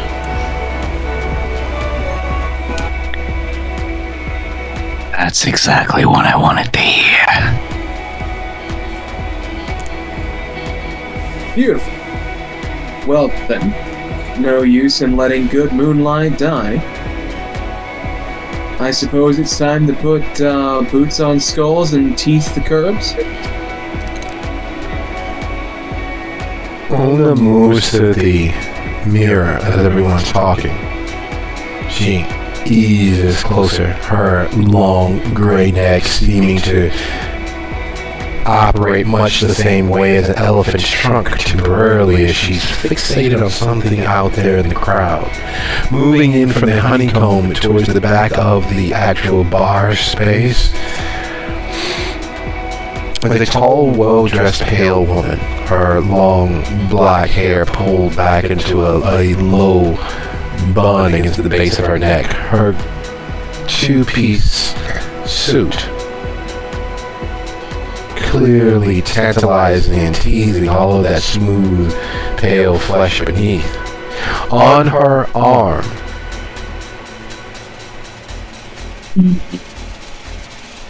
Felix Calixte. At their back, several pasty, pale, almost ghostly looking individuals. Some of them you've recognized from around the suburb, from around Dalton, from stretching far north into the lower outer realms of Chicago. And as they move in, the sheer weight of their appraisal of the mortals around them looks as if you found something sticking to your shoe that was wet and moist and squishy enough that it made an unpleasant squelch. They gather at a back banquet table, settling in, with Felix motioning here and there throughout the crowd.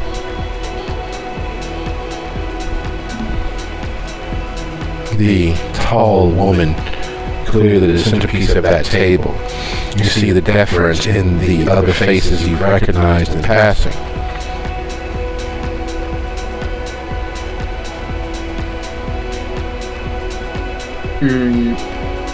Friends of yours? That one I know. The other, no.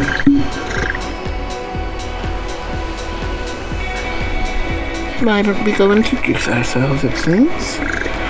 And she stands gracefully and smooths her outfit. Okay. Lewis will follow along. I do suggest that the gathering of you either make use of your particular specialities or remain on this side of the glass, if you don't mind. Una quirks her lips, pursing it, her dark eyes not reflecting any of the light in the room, and then she looks back towards the mirror, as if to say, no duh. Kira, however, pulls the hood up over her head, smooths her sleeves out and shoves them into her pocket. Dancer looks very much like one of the cleaning crew at any corporate business whatsoever. The green maintenance stickies only adding to that effect.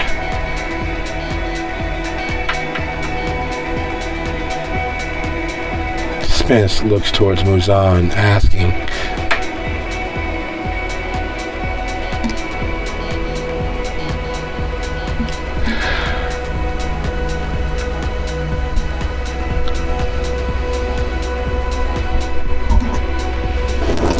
so as Dia and Lewis move towards the door, what is it that Muzan does?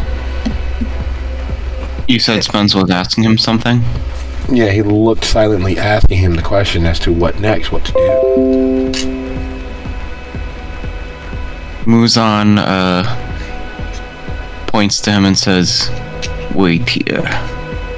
And Muzan is going to throw up his unseen passage to join the rest of them unseen.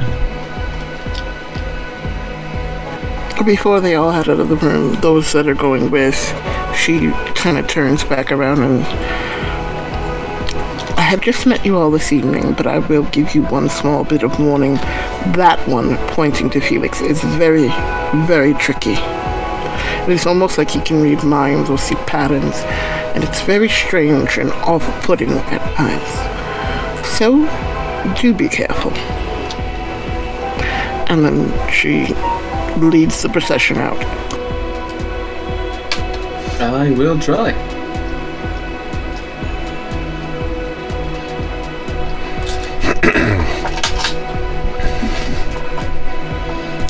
Everyone understands the idea of the unstoppable force and the immovable object.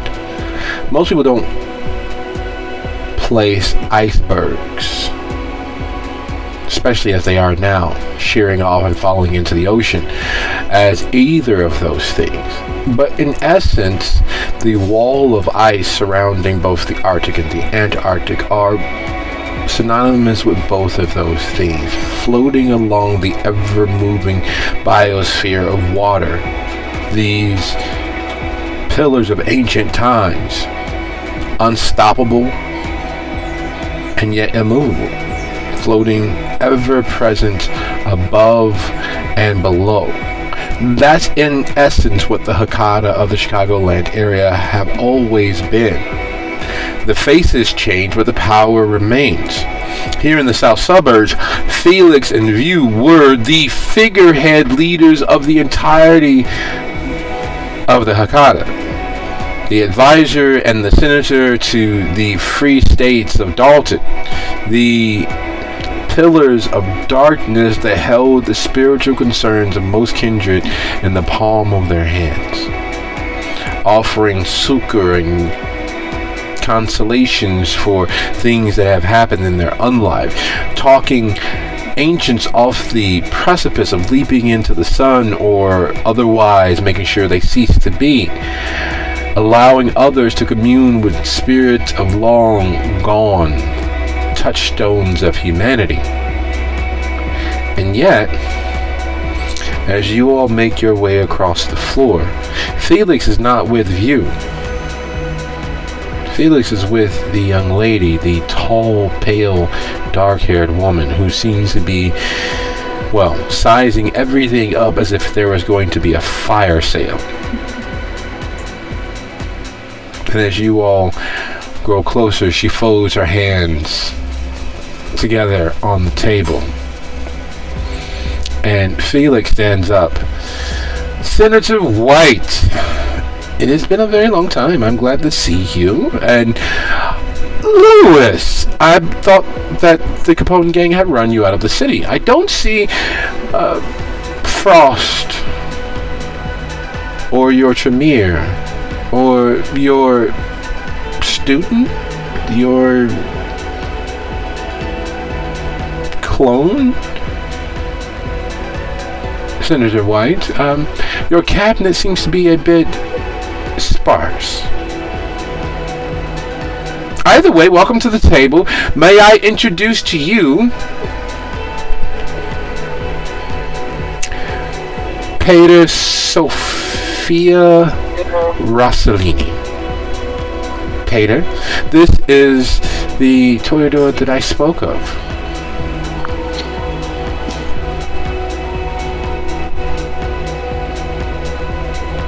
Pleasure, Sophia says, waiting. As this isn't Lewis's place of business, they will let Dia make the first move. Dia puts on her most winning, brightest smile and welcome, indeed, Pater, to the Musketeers. Felix, it is a pleasure seeing you again. Actually, I have had some small tragedies and changes of staff, as it were. So, quality, not quantity, it is, actually. What might I be able to do for you this evening, you and your lovely guest? Felix looks towards Sophia and back to you, as Sophia says, I'm not entirely sure. Felix informs me that you have become and were something of a pillar of this small suburb. Yes! In fact, before things went far afield, Senator White was in fact the most recent adjunct to the government of Dalton under the previous regime. They are by far the least experienced and the most hopeful. Sit, please.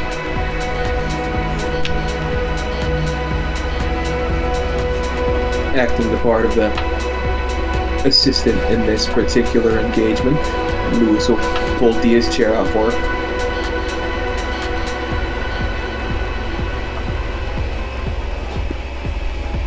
She gives him a wink and a smile and sits herself very prettily back into the chair and crosses her leg.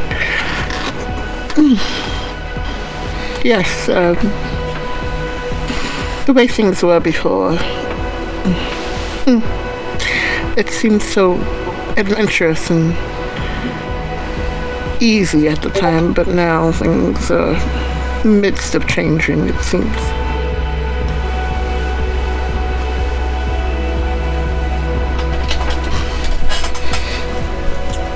So, Felix, I see you have been keeping yourself busy.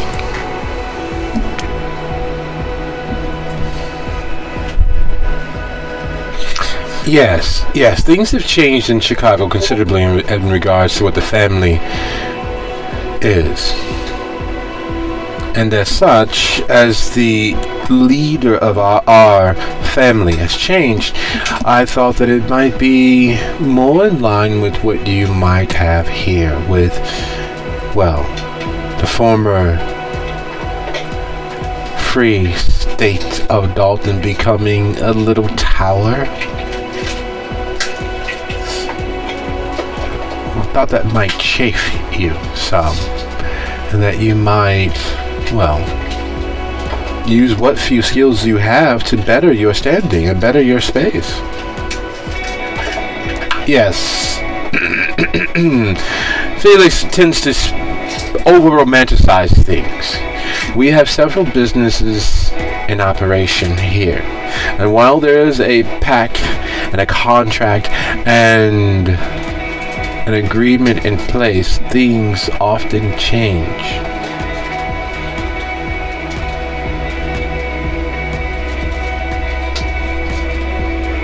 Something proven so true in modern day.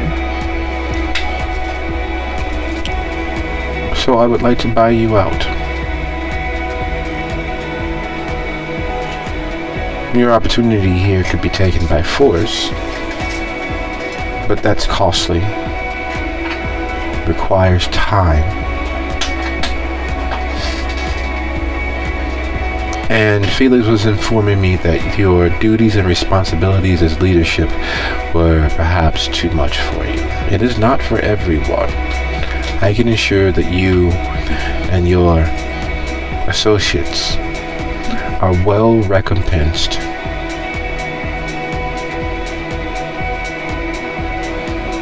The family has holdings throughout the suburbs, so you would be allowed to move whatever you need, wherever you need it to be.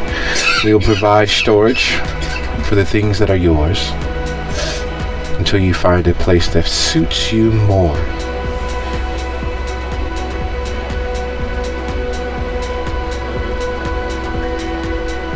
To be free of your responsibilities and begin anew somewhere. We'd even be able to speak for you and introduce you to society elsewhere, be it Chicago, New York, Miami, Las Vegas, Los Angeles, or even simply just Milwaukee.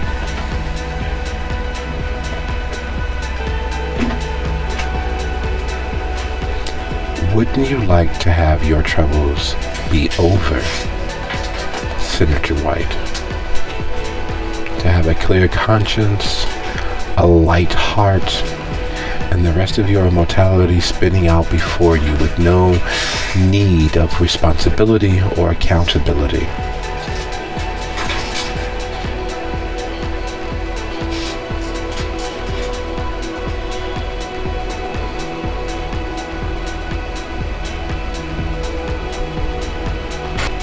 And she's sitting there, listening. Well and truly listening, but then her face kind of starts to change as she's listening.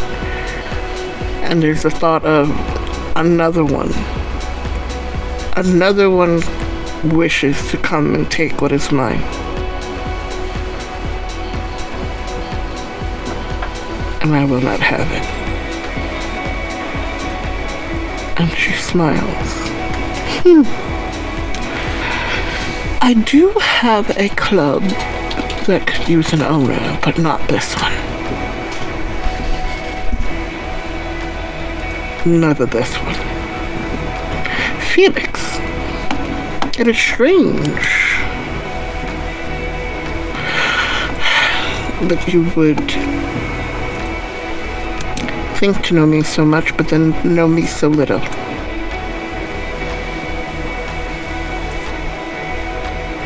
No. I am not leaving my club. Or you. Or her. Or anybody else. If you wish to have the other location, or other 2 locations, I will sign them over to you without any sort of problem, but the Pesketeers will remain in my hands.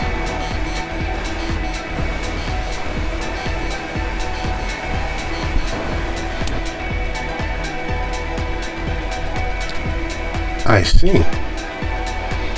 Oh, no, Senator White, don't mistake the offer for... No, Felix, she's made up her mind. Just the,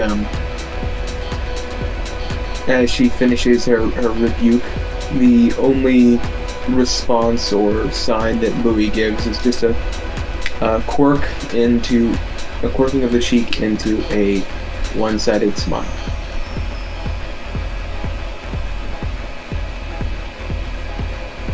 Very well. The offer was made, the offer was refused. You win some, you lose many holding on to that one. It is to be expected. Thank you for your time, Senator White. We do realize that, well, operating such a location is very taxing and demands active action at all times. Anything could happen without a moment's notice.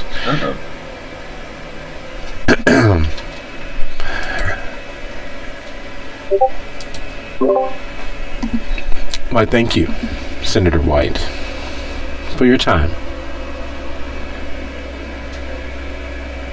I hope everything works out to your best results.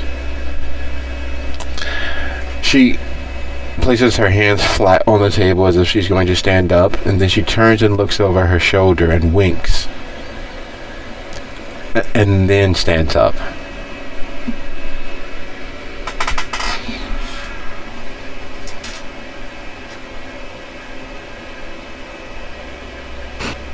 I can't check to see where she winked.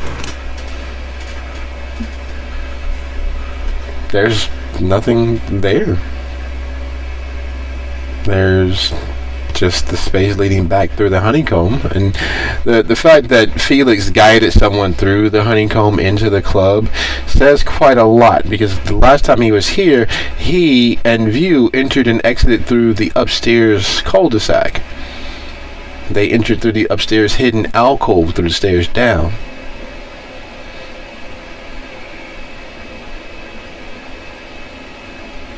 Yet he knew or knows a way through the honeycomb to enter and exit.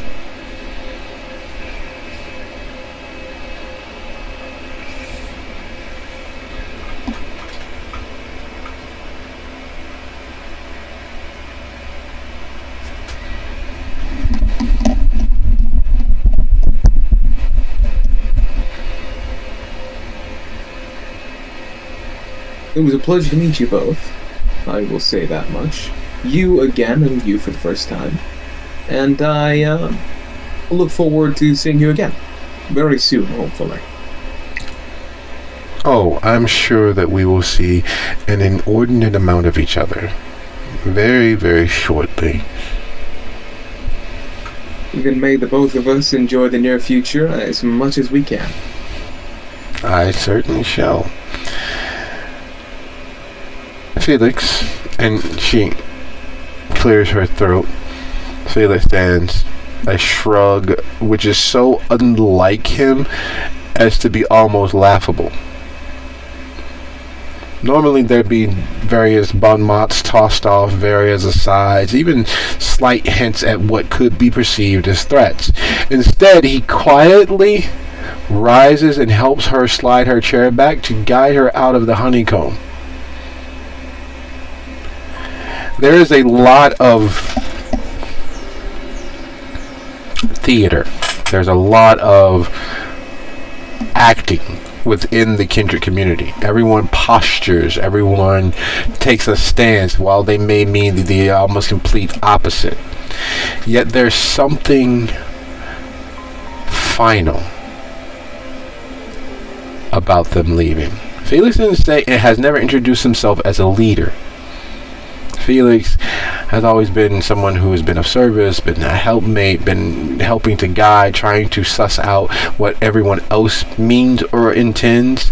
This is the first time where there's been a definitive decision on his part, instead of a feeling out, instead of a poking and a probing, instead of psychoanalyzing everyone. A quick in and out. And there's no way that someone who is the pater or whatever that's supposed to mean, a leader of the family, would have wasted time by setting up a meeting that they didn't know what the outcome was. Hope isn't a thing of kindred. Almost the antithesis of that. Yet they wasted time coming, making an offer that would be easily refused and rebuked. It's like watching a joke play out, and you're not sure that it's at your expense, but you're not sure that it's not at your expense. Just once they're out of immediate earshot, just kind of a whispered, Muzon, it might be best to have you and your men and women look about the premises.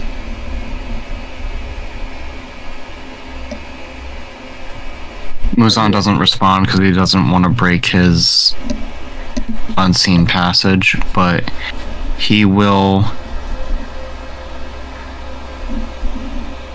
follow the two of them out to make watching them leave, basically, to see where they leave, and then afterwards he will kind of do a sweep of the premises to make sure that there's nothing untoward going on. Do any of the coterie have Sense the Unseen? Hell no. I am the poorest excuse of a Malkavian you will ever find.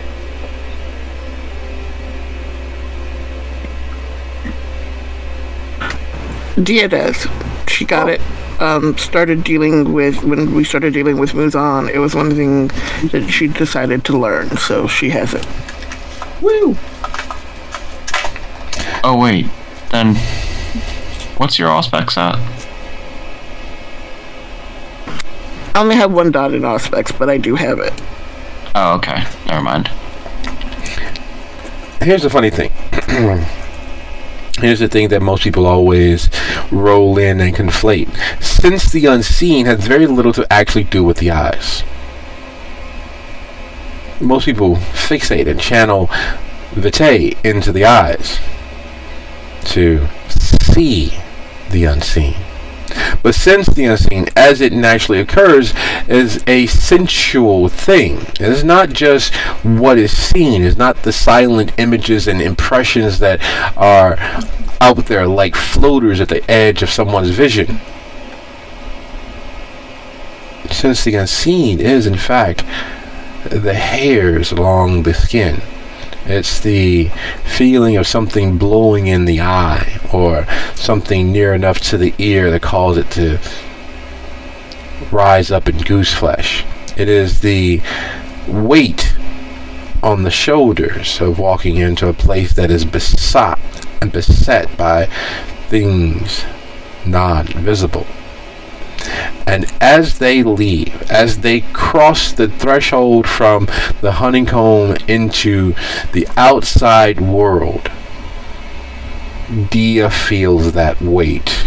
Dia feels that presence, as if some ephemeral, cold, sopping wet blanket has been placed over her shoulders.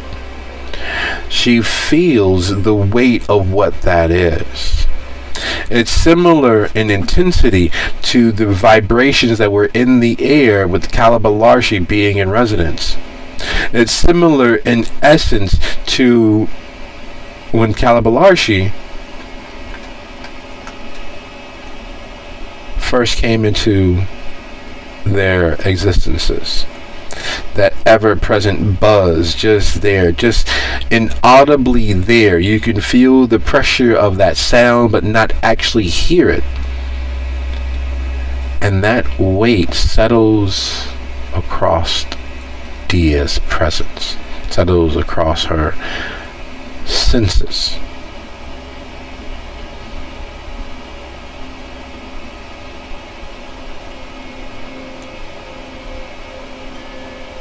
And miles away, rushing back to finish the ceremony, their blood risen up through all of their activity in attempting the Nosferatu from being released once more back into the world, all of their depleted resources being replenished along the way. The Tremere returned to their ceremony circle in the wilds of Gary's most northwestern portion, just outside of the airport's easy flyover range, able to see the inland sea that is Lake Michigan, the bodies already depleted and used as anchors, and the sky over their head cracks open, a world of worlds popping into view. And a ginger, plastic-looking, cherub-like entity oozes and eases through. Over its shoulder, a long, flowing white jacket, professorial glasses, white sweeping hair, leaning up and back away from the face filled with beards. Oh, do speak slowly. I must make a note of everything possible. We want to make sure that all of the lines of the contract are properly jotted down. You've called us. You've tapped into our strength. What story is it that you are attempting to tell?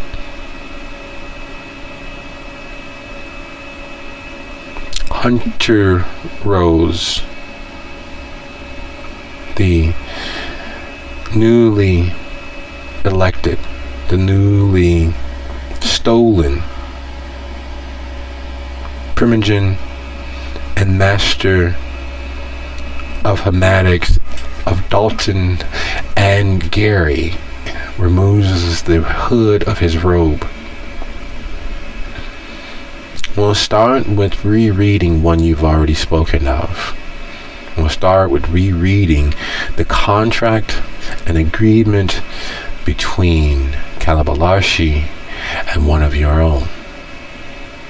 And then we'll find the loopholes together, freeing you all to act. Oh, don't worry about that. Our dear Berserker will ensure that that is in fact the case. What we need now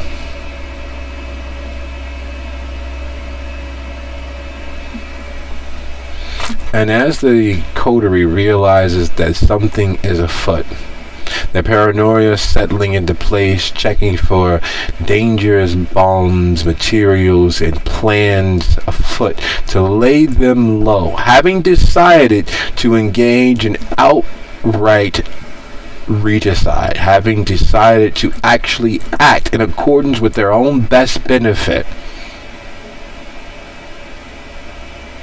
like to thank you all for a lovely session. I look forward to seeing you guys next time. Good night, everybody. Good night. Good night.